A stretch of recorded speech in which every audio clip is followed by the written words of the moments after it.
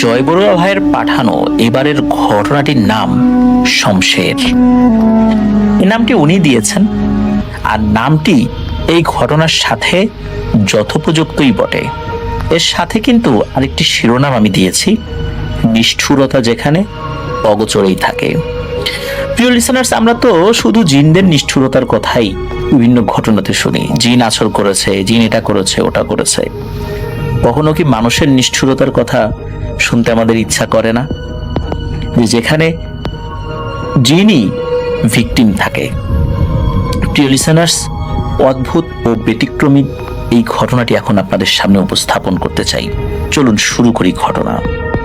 জয় বড়ুয়া ভাই মূলত যার কাছ থেকে ঘটনাটি সংগ্রহ করেছিলেন ওনার নাম হচ্ছে ইসমাইল। উনি টুকটাক ঝাড়ফুঁক করেন এখনো। চট্টগ্রামের শাহ আমানত সেতুর বোয়ালখালী এলাকায় প্রতি শনি মঙ্গলবার সপ্তাহে 2 দিন উনি চেম্বার করেন, মানে টুকিটাকি ঝাড়ফুঁক করেন আর কি। তো এই ইসমাইল হুজুর ওনারা কিন্তু বংশ পরম্পরায় এই কাজগুলো করছেন। তবে ওনার বেলায় এসে বিষয়টা অনেকটাই কম। এই কারণে কম, অন্যদের মতো উনি অতটা কাজের লোড নিতে পারেন না, মানে অনেক চাপ উনি নিতে পারেন না, যার কারণে অন্য 8-10 জন সাধারণ ঝাড়ফুঁককারী মানুষের মতোই উনি চলছেন আর কি। তো ওনার বাবা, দাদা সবাই এসব কাজে বেশ পারদর্শী ছিলেন। বিশেষ করে ইসমাইল হুজুরের বাবা আর বড় ভাই ইকরাম হোসেন, তাকে সবাই পাশা হুজুর বলতো, পাইশা হুজুর বলতো স্থানীয় ভাষা মানে ভাবে আর কি। তো ওনারা আবার এসব কাজে বেশ পারদর্শী ছিলেন। আর ইসমাইল হুজুরের যিনি বাবা, তার নাম হচ্ছে ইমাম হোসেন। এই ইমাম হোসেনের একজন গুরু ছিলেন, তিনি একজন পাকিস্তানি কাবুলি হুজুর। যখন মহান মুক্তিযুদ্ধ শুরু হয় তখন এই ইমাম হোসেন মানে ইসমাইল হুজুরের বাবা, উনি বাড়িতে কাউকে কিছু না বলে ভারতে চলে যান। তো উঠন্ত বয়সী এক বাংলাদেশি ছেলে, আবার মুসলিম, উনি হিন্দু এলাকায় চলে গিয়েছিলেন। তখন তো আমাদের এলাকায় পাকিস্তানি হানাদার বাহিনীরা হিন্দুদের উপর বিশেষ করে বেশ নির্মম নির্যাতন চালাতো। এই কারণে একজন মুসলিম একা একা, আত্মীয় স্বজন নাই, চলে গেছেন এরকম একটা জায়গায়, তখন ওখানে বেশ কিছু অবহেলার শিকার হবেন, এটাই স্বাভাবিক। তো ওখান থেকে উনি কোনোভাবে ঘুরতে ঘুরতে, কখনো বাসে কখনো ট্রেনে, এভাবে উনি সীমান্ত পেরিয়ে পাকিস্তানে চলে গিয়েছিলেন। তো পাকিস্তানের একটি জায়গায় উনি গিয়েছিলেন, ওই জায়গাটার নাম হচ্ছে আমিনাবাদ। এই আমিনাবাদের এক মসজিদে গিয়ে উনি উপস্থিত হয়েছিলেন। পরিচিত না থাকায় মসজিদের বারান্দায় রাতের বেলা উনি ঘুমিয়ে পড়েছেন। তখন আর বয়স 18-19 এরকম হবে। গভীর রাত্রে এক অদ্ভুত শব্দে উনি জেগে ওঠেন। তিনি দেখলেন পাকিস্তানি কাবুলি পোশাক পরিহিত এক হুজুর সালাত আদায় করছেন।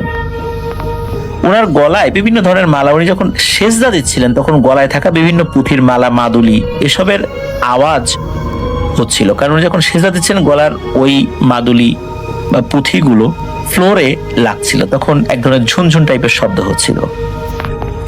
তো এই শব্দের ঘুম ভাঙলে উনি আবারও ঘুমিয়ে পড়েন।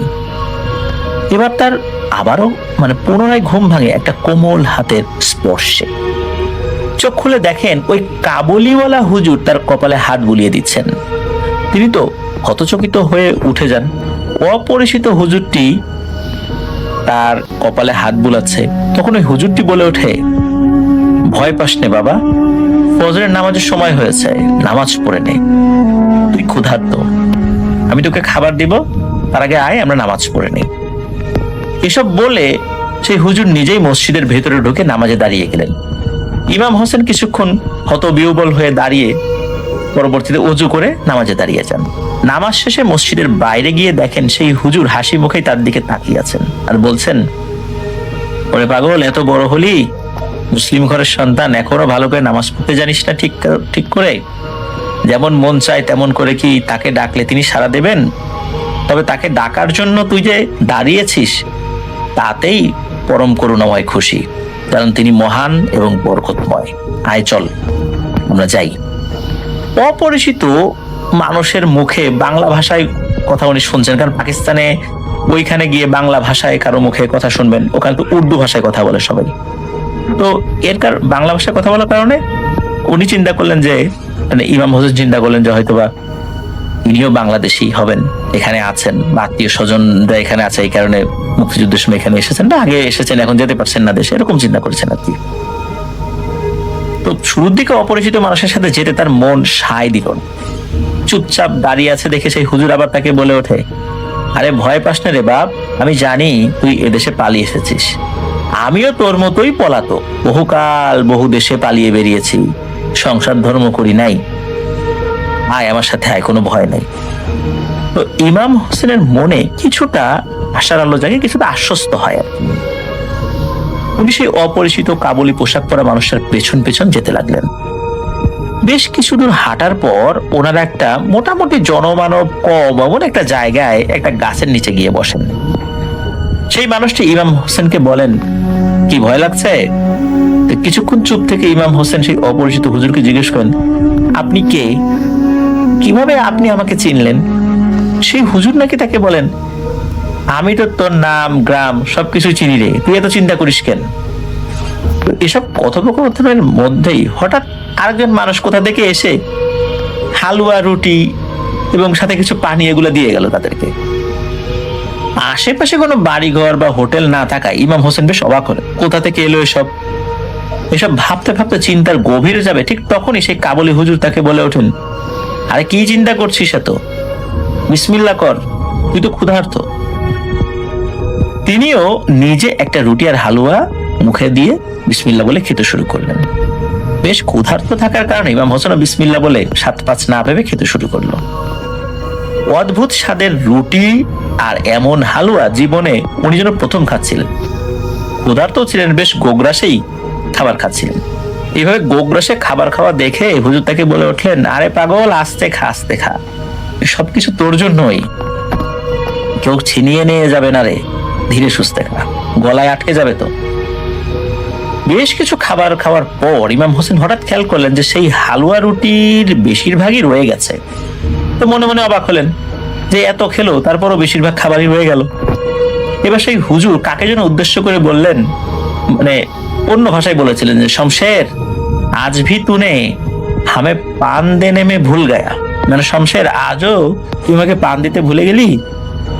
তো ইমাম হোসেন খেয়াল করেন কোথা থেকে ওর বয়সী একটা ছেলে সাদা কাবুলি পোশাক পরায় ছিল, সে এসে হুজুরকে নিঃশব্দে এসে দুখিলি পান দিয়ে চলে গেল। সে আগন্তুক ছেলের দিকে নজর ছিল ইমাম হোসেনের।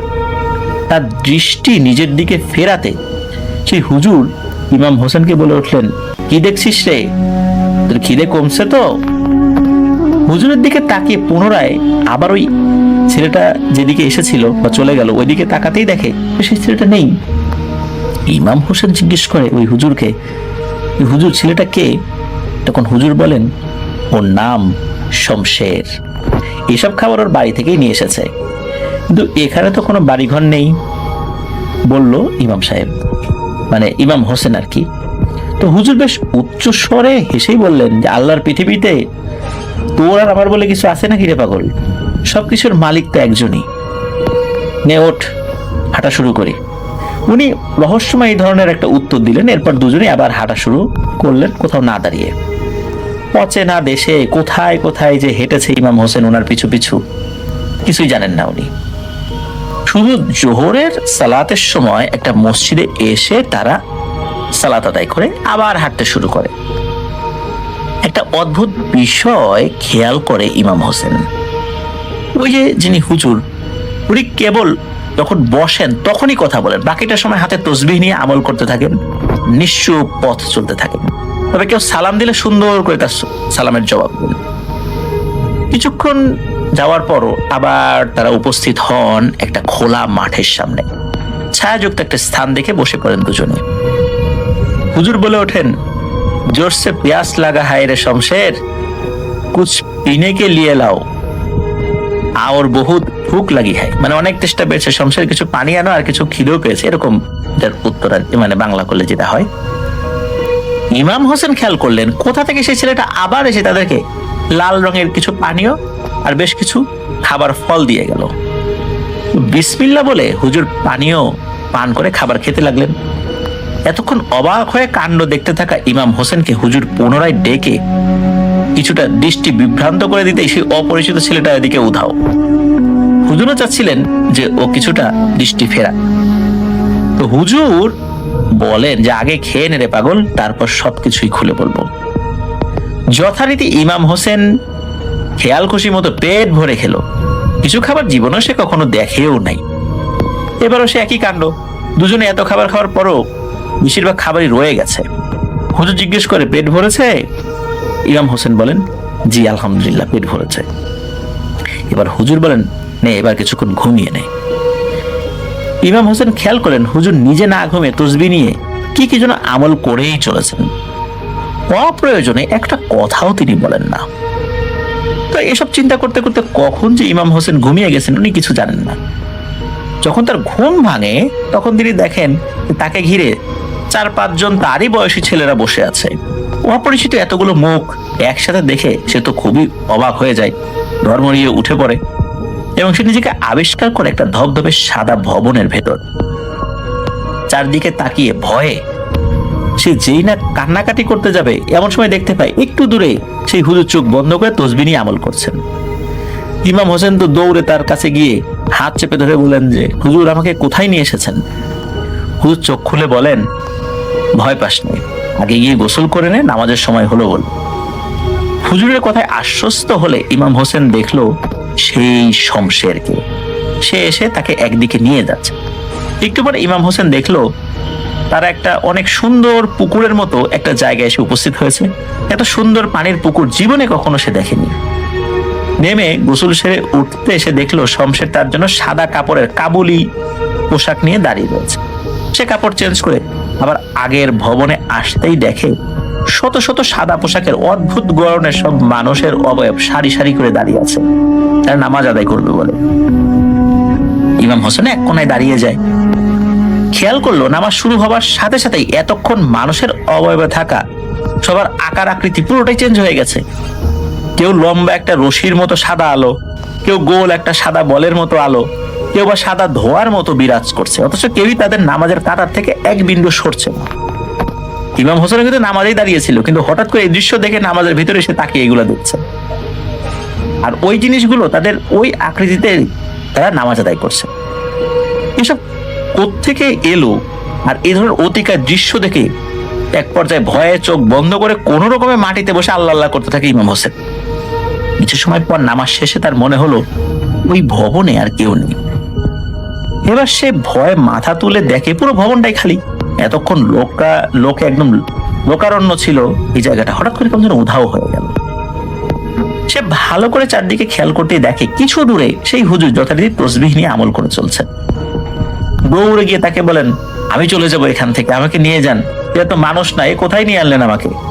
হুজুর বললেন, আরে ভয় পাস না রে পাগল, আল্লাহ আছেন আর আমি তো সাথে আছি, তো এত চিন্তা কিসের, তোকে তো বিপদে ফেলবো না আমি। এবার হুজুর তাকে বিস্তারিত বলেন। হুজুর বলেন যে তার আয়ুষ্কাল শেষ দিকে, মানে উনি একদম মৃত্যুর দিকে চলে গেছেন। হুজুর তার জীবনে বহু আমল আল্লাহর ইচ্ছায় করেছেন, অনেক ভালো ভালো জিনিস সান্নিধ্য পেয়েছেন, কিন্তু এখানে যতগুলো অবয়ব ইমাম হোসেন দেখেছে সবগুলো অবয়বই বিভিন্ন সময় বিভিন্ন মানুষের কাছে তারা বন্দী ছিল। বিশেষ করে এক শ্রেণীর হুজুর নামধারী মানুষ যারা 5 ওয়াক্ত নামাজও পড়েন বলে দেখা যায়, বড় বড় দাড়ি রয়েছে, কিন্তু এরা মূলত কুফরি করে এবং জিনদেরকে বাধ্য করে তাদেরকে বিভিন্ন ধরনের কাজ তাদের ইচ্ছার বিরুদ্ধে করাতে। এইভাবে বহু জিনকে উনি দেখেছেন কাজ করতে। তখন ওই জিনদেরকে তিনি ওই সমস্ত দুষ্টু হুজুর তান্ত্রিক কবিরাজের হাত থেকে মুক্ত করেছেন। কখনো দেখেছেন যে কোনো খারাপ কাজ করতে না চাওয়ার কারণে কোনো হুজুর বা তান্ত্রিক কোনো জিনকে বোতলবন্দি করেছেন। উনি যখন ওই দিক দিয়ে গিয়েছেন, অন্য জিনেরা বলেছে যে এরকম একটা জিন, সে এরকম খারাপ কাজ করতে রাজি না হওয়ার কারণে এই জায়গায় সে বন্দি আছে। এইভাবে উনি তাকে ওইখান থেকে মুক্ত করেছেন। আর মুক্ত হওয়ার পর ওই জিনেরা তো আসলে ভালো ছিল, সবগুলো ভালো জিনকে উনি মুক্ত করেছেন। তো ওনারা মুক্ত হওয়ার পর এই হুজুরের কাছে সবসময় আসতো। হুজুর কি চায়, যখন যেটা বলবে সেটা মানে তাদের জীবন দিয়ে হলেও এনে দেবে। কিন্তু হুজুর সবসময় কোনো কিছু চাইতো না, উনি শুধু শমশেরকেই বিভিন্ন বিষয় বলতেন আর কি। তো এই যে উনি এতগুলো জিনদেরকে মুক্ত করেছেন, ওই জিনেরা তো তার কাছে আসে, তার কাছে দোয়া চায়, তার সান্নিধ্যে থাকতে চায়। কিন্তু ওনার বয়স হয়ে গেছে, উনি এতগুলো জিনদের সাথে কথা বলার মতো আসলে শারীরিক সক্ষমতা ওনার নেই বলে উনি ইমাম হোসেনকে জানান। আর মূলত যে জায়গাটাতে উনি ইমাম হোসেনকে নিয়ে এসেছেন, এটা জিনদের রাজ্য। আর শমশের সে একটা জিন, কিন্তু একটা সমস্যা রয়েছে এই শমশেরের। সেটা হলো শমশেরের মা হচ্ছে মনুষ্য জাতির, শমশেরের বাবা ওই শমশেরের মায়ের উপরে মানে তার উপর আসর করে বা তার সাথে প্রেম হয়, ওই মহিলার গর্ভেই শমশেরের জন্ম হয়। কিন্তু সমস্যা হলো যে শমশেরের যে জন্ম হয়, শমশেরের মাকে কিন্তু এই শমশেরের বাবা উনি মানে যেখানে নিয়ে এসেছিলেন তার পরিবার থেকে দূরে নিয়ে এসেছিলেন। উনি আর কখনোই পরিবারের কাছে ফেরত যেতে পারেন নাই। আর তার মায়ের কি পরিণতি হয়েছে এই বিষয়ে আসলে ওইভাবে জানা যায় না। তবে শমশেরের বাবা একজন ভালো জিন ছিলেন, কিন্তু তার দ্বারা এই ধরনের একটা ঘটনা ঘটায়, একটা পরিবার থেকে একজন মহিলাকে নিয়ে আসা, ওই মহিলাটা পরে মারাও গিয়েছিলেন বলে শোনা যায় আর কি। কিন্তু তার পরিবার কখনোই ওই মহিলার লাশটা আর পায়নি। এখন শমশেরের বাবা একজন ভালো জিন হওয়ার পর তার দ্বারা এই ধরনের একটা ঘটনা ঘটলো, এইটা শমশেরের বাবা যেই জিনদের গোত্রে ছিলেন, এই গোত্রের সর্দার, উনি মেনে নিতে পারেন না। তোমার দ্বারা এই ঘটনা কেন ঘটলো? তোমার কাছে তো এটা আমরা আশা করি নাই। আর এটার একটা শাস্তি আছে, তুমি কেন ওই মহিলাকে তার পরিবার থেকে বিচ্যুত করলা? আর ও মারা গিয়েছে, ঠিক আছে, মারা যাবে তোমার হাত নাই, কিন্তু তুমি তো তাকে নিয়ে এসেছো, এই কারণেই হয়তো সে মারা গেছে বিভিন্ন কারণে। সুতরাং তুমি তো একই সাথে হত্যার অপরাধেও, পরোক্ষ হত্যার অপরাধেও অপরাধী। আর তুমি আমাদের গোত্রের নিয়ম ভঙ্গ করেছো, তুমি নিয়মের বাইরে গিয়ে এই কাজটি করেছো। আর তোমার মতো যদি এই কাজ আরো অনেকেও করে ফেলে এই গোত্রে, তাহলে আমরা যে আল্লাহর ইবাদত বন্দেগী করি, আল্লাহ আমাদের উপর নারাজ হবেন যদি তোমাকে শাস্তি না দেই। এই কারণেই নাকি ওই শমশেরের বাবাকে, ওই গোত্রের যিনি সর্দার, উনি আমৃত্যু কারাদণ্ড দিয়েছেন। এক হলো শমশেরের মায়ের মৃত্যুর পরোক্ষ কারণ হিসাবে একটা তার বিরুদ্ধে অভিযোগ, আর একটা হলো জিনদের অনুমতি ব্যতীত তাদের যে নিয়ম, এই নিয়মের বাইরে গিয়ে তিনি এই কাজটি করেছেন। এই কারণেই মূলত তাকে বন্দী করা হয়েছে। এখন এই শমশের যেহেতু সে কোনো মনুষ্য জগতের কারো গর্ভে হয়েছে, এই জন্য নাকি তাকে কোনো একটা মানুষের সান্নিধ্যে থাকতে হয়। এই কারণে এই শমশের সে এই যে কাবুলি হুজুর যিনি তার সাথে আছেন, মূলত একজন জিনের অনুরোধেই এই বাচ্চা শমশেরকে তিনি লালন পালন করছেন। এই শমশের কিন্তু খুবই পরাক্রমশালী এবং শক্তিধর একটা জিন, এবং ও তার পিতা তো বন্দী, তার সাথে দেখা করতে পারে, কিন্তু মা তো মারা গেছে। আর ও লেখাপড়া করেছে, ওর যেই এরিয়া সেখানে লেখাপড়া করেছে, সে বহু ভাষা জানে এবং খুবই জ্ঞানী এবং খুব চৌকস একজন যোদ্ধাও বটে, এবং অনেক এলেমের অধিকারী আল্লাহ তাআলার অশেষ রহমতে সে হয়েছে, যার ফলে অনেক শক্তিশালী জিনও নাকি তাকে দেখে ভয় পায়। কিন্তু শমশেরের প্রতি ওদের জিনের গোত্রের কোনো অভিযোগ নাই।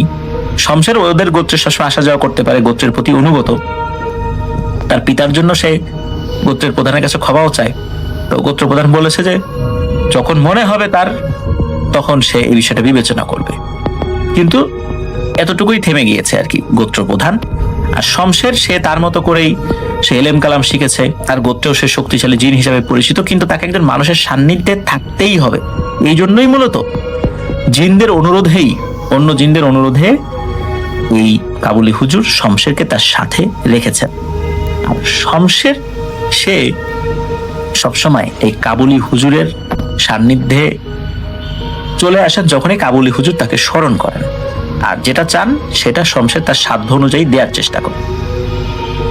মূলত কাবুলি হুজুর অসুস্থ এবং উনি বুঝতে পারছিলেন আল্লাহর ইচ্ছায় যে ওনার সময় শেষ হয়ে এসেছে, উনি হয়তোবা আল্লাহর ডাকে সাড়া দিয়ে আল্লাহর দিদারে চলে যাবেন। কিন্তু এই শমশেরকে তো কোনো একটা মানুষের সান্নিধ্যে থাকতে হবে।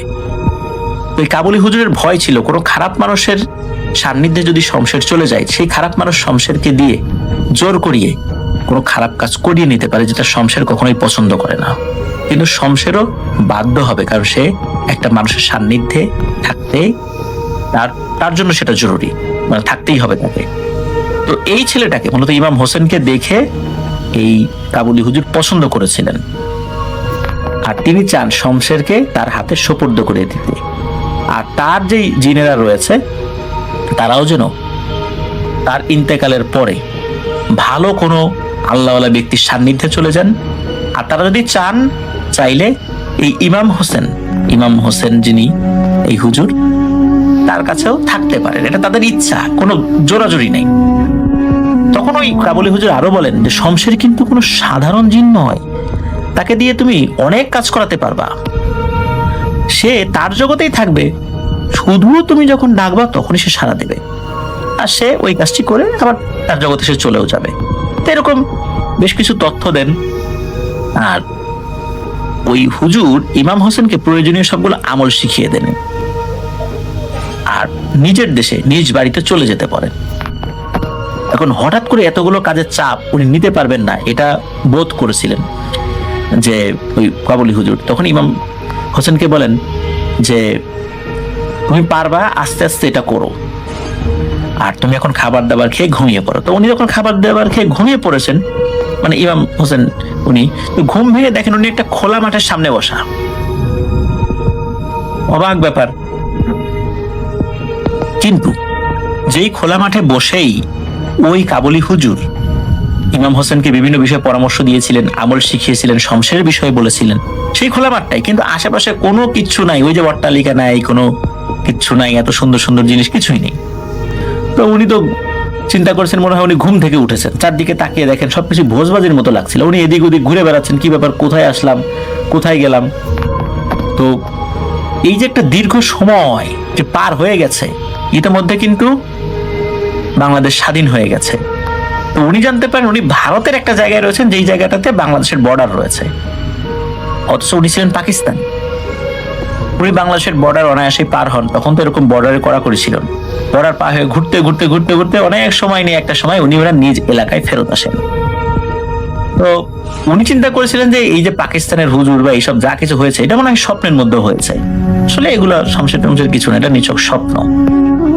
তো অনেকদিন পর হঠাৎ দেশে ফিরে যাওয়ার পর এলাকাবাসী ভেবেছিল যে উনি হয়তো পাকিস্তানি হানাদার বাহিনীর হাতে মারা গেছেন। উনি যখন ফেরত আসেন তখন সকলে মনে করছে উনি মনে হয় যুদ্ধে গিয়েছিলেন, উনি মুক্তিযোদ্ধা। পরে উনি বলেন না, উনি মুক্তিযোদ্ধা করেননি, উনি ভারতে পালিয়েছিলেন। তো যাই হোক, পরিবার থেকে তাকে বিয়ে করিয়ে দেয়া হয়। উনি মাছের ব্যবসা আর চাষবাস এগুলো করে জীবন পার করছিলেন, ভালোই চলে যাচ্ছিল। ইতিমধ্যে তার 2 ছেলে এবং 2 মেয়ের জন্ম হয়, মানে 4 সন্তানের জন্ম হয়। এই সুদীর্ঘ সময়ে তিনি তার সাথে ঘটে যাওয়া এই অলৌকিক ঘটনাটা যথারীতি স্বপ্ন মনে করেই কাউকে কোনো কিছু বলেন নাই। আমরা কি স্বপ্নের কথা সবাইকে বলি প্রতিদিন যেই স্বপ্নটা দেখি, তো উনি ওরকমই মনে করেছিলেন। আর ওই যে হুজুর যে আমলগুলো শিখিয়ে দিয়েছিলেন, এই আমলগুলো কখনো উনি করেন নাই, স্বাভাবিকভাবে চলছিলেন, ওইভাবে নামাজ কালামও পড়তেন না। তো ইতিমধ্যে তার ছেলে মেয়েরাও বড় হয়ে যায়। তার সন্তানদের মধ্যে সবচেয়ে ছোট ছিল তার একটা মেয়ে। এক সন্ধ্যায় কি হয়, একটা দুষ্টু জিন এর উপর আসর করে বসে। বিভিন্ন অদ্ভুত উপসর্গ দেখা যায় তার মাঝে। অনেক ঝাড়ফুঁক করিয়েছিলেন বিভিন্ন মানুষদেরকে দিয়ে, বিভিন্ন ওঝা কবিরাজকে দিয়ে, কিন্তু কোনো সমাধান হচ্ছিল না।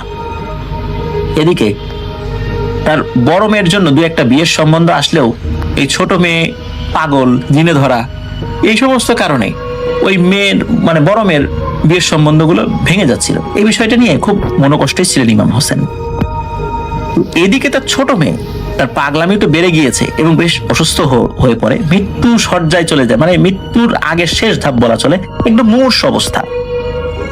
এমন সময় কি মনে করে ওই যে বহুদিন আগের সেই স্বপ্নের মতো যে ঘটনাটা তার মনে ছিল, সেটা কথা মনে পড়ে যায়। উনি মনে মনে সিদ্ধান্ত নেন শমশেরকে ডাকি। তো সেই অনুযায়ী হুজুরের বিভিন্ন আমলের কথা স্মরণ করতে থাকেন।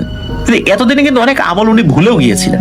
যতদূর মনে পড়ে তার সাহায্যে তিনি ওই রাত্রেই তাহাজ্জুদের নামাজ পড়ে শমশেরকে ডাকতে থাকেন। অনেকক্ষণ ধরে ডাকাডাকি করার পরেও কোনো সারা শব্দ না পেয়ে তিনি হাল ছেড়ে দেন। তিনি ভাবেন যে আসলেই এটা স্বপ্ন ছিল, আসলে এটা বাস্তব ছিল না। এক পর্যায়ে তিনি অঝরে কাঁদতে লাগলেন।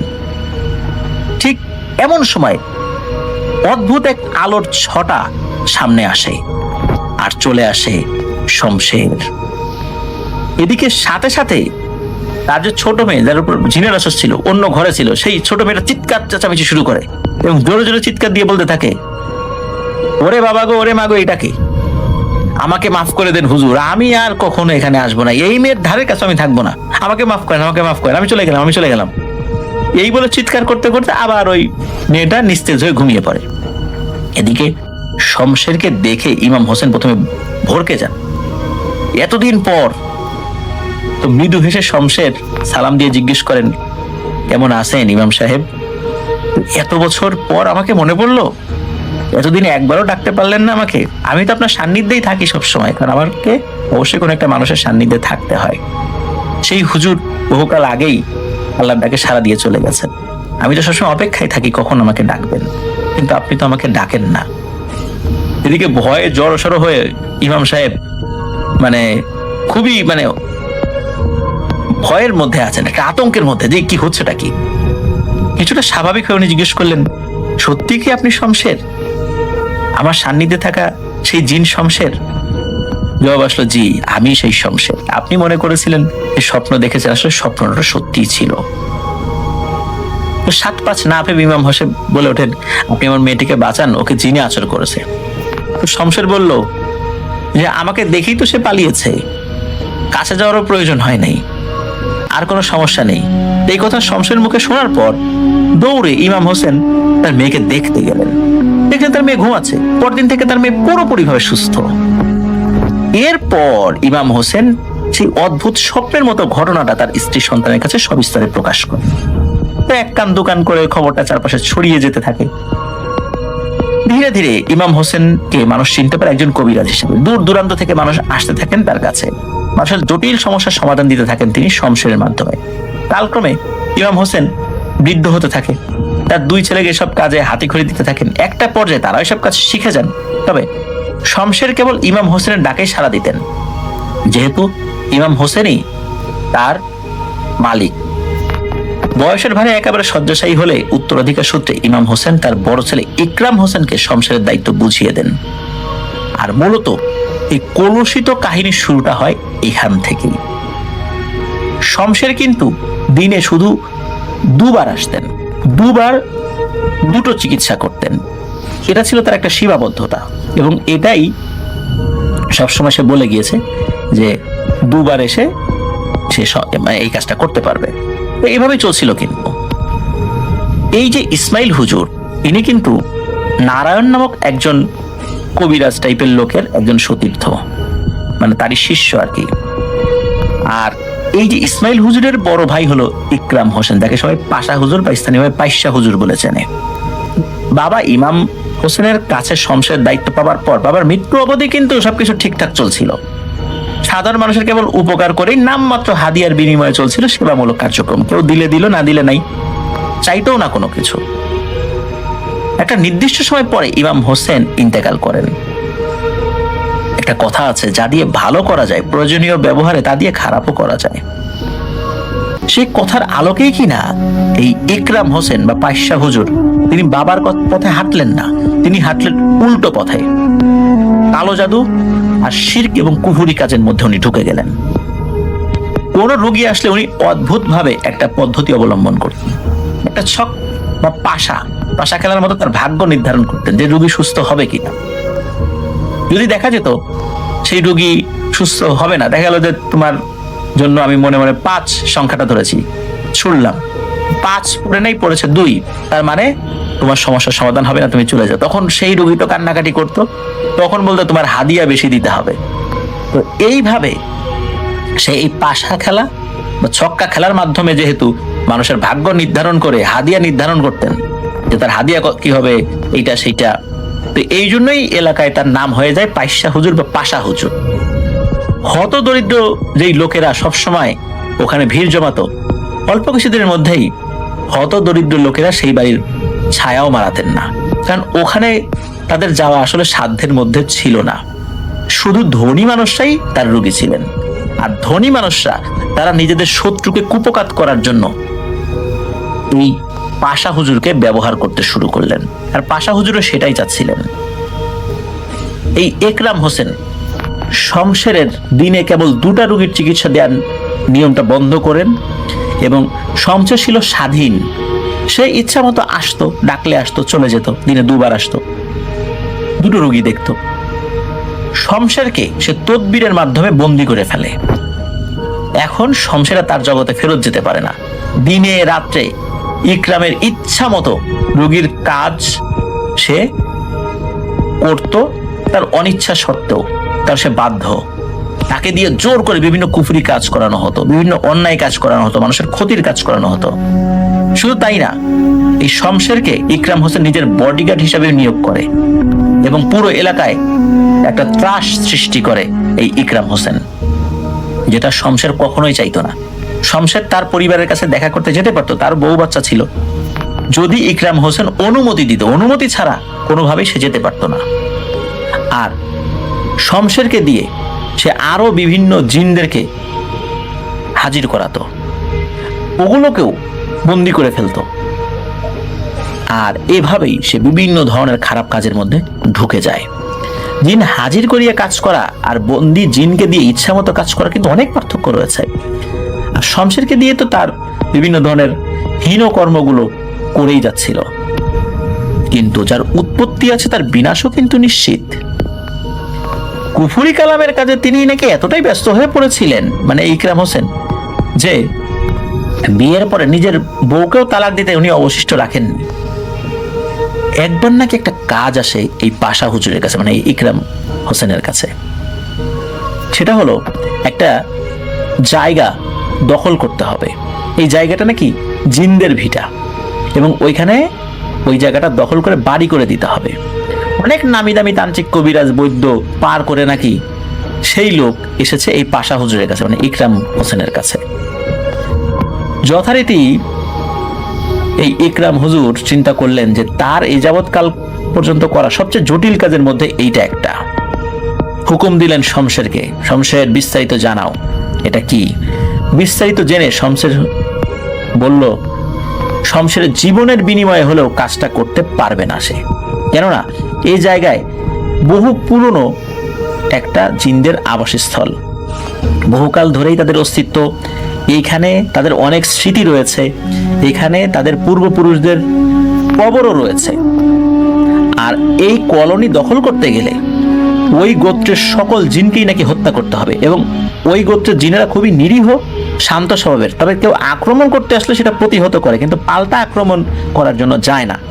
আর এখানে অনেক ছোট বড় নিরীহ জিন রয়েছে যারা কোনো সাথে পাচে থাকে না কখনো, কিন্তু যদি আক্রমণ করা হয়, ছোট্ট একটা জিন, যে নিরীহ জিন, সেও যদি জীবিত থাকে, সেও তার শেষ নিঃশ্বাস পর্যন্ত প্রতিপক্ষকে ঘায়েল করার চেষ্টা করবে। সুতরাং প্রত্যেককেই এখানে হত্যা করতে হবে, একজনও জীবিত থাকতে পারবে না। কিন্তু এই কলোনি দখল করতে গিয়ে এতগুলো হত্যাকাণ্ড করানো বা ঘটানো কোনোভাবেই শমশেরের পক্ষে সম্ভব না। প্রয়োজনে তাকে হত্যা করতে বলে, মানে ইকরাম হোসেনকে বলে যে প্রয়োজন আমাকে হত্যা করে ফেলুন, তারপরও আমি এই জঘন্য কাজ করতে পারবো না। তখন এই পাশা হুজুর তো নাচরবান্দা, শমশেরকে বিভিন্নভাবে অত্যাচার শুরু করে, কিন্তু যখন বুঝতে পারলো যে শমশেরকে হত্যা করলেও শমশের এই কাজে রাজি হবে না, তখন সে ভিন্ন একটা কাজ সে করে ফেলে। সেটা হলো বিভিন্ন কুফুরি পদ্ধতি অবলম্বন করে অন্য জিনদেরকে দিয়ে তাদেরকেও ধোকায় ফেলেছে যে তোদেরকে ছেড়ে দিব যদি শমশেরের ছেলেকে আমার হাতে দিয়ে যেতে পারিস। তার শমশেরের একটাই ছেলে ছিল। তো ওই জিনেরা মুক্তির লোভে বিভিন্ন কলা কৌশল প্রয়োগ করে। মূলত ওই যুদ্ধ করে ওই শমশেরের ছেলেকে আনা যাবে না, যেহেতু বাবার সঙ্গী হিসাবে ওই জিনদেরকে চিনত। এই কারণেই খুবই সরল বিশ্বাসের শমশেরের ছেলে ওই জিনদের সাথে এসেছিল। আর ওই জিনেরাও বুঝতে পারেনি আসলে যে শমশেরের ছেলেকে নিয়ে এই কবিরাজ আসলে করবেটা কি। ওরা চিন্তা করছে এনে দিলেই তো মুক্তি, কারণ ওদেরকেও কিন্তু বন্দি করে রেখেছিল। ওরা মনে করেছে যে মুক্তি পাবো। কিন্তু দেখা গেল ওই ছেলেটাকে এনে দেওয়ার সাথে সাথে শমশেরের ছেলেকে বন্দি করে ফেলে। এতে করে ওই জিনদের সাথে সে বিশ্বাসঘাতকতা করে, ওদেরকেও মুক্তি দেয় না, আর শমশেরের ছেলেকেও বন্দি করে।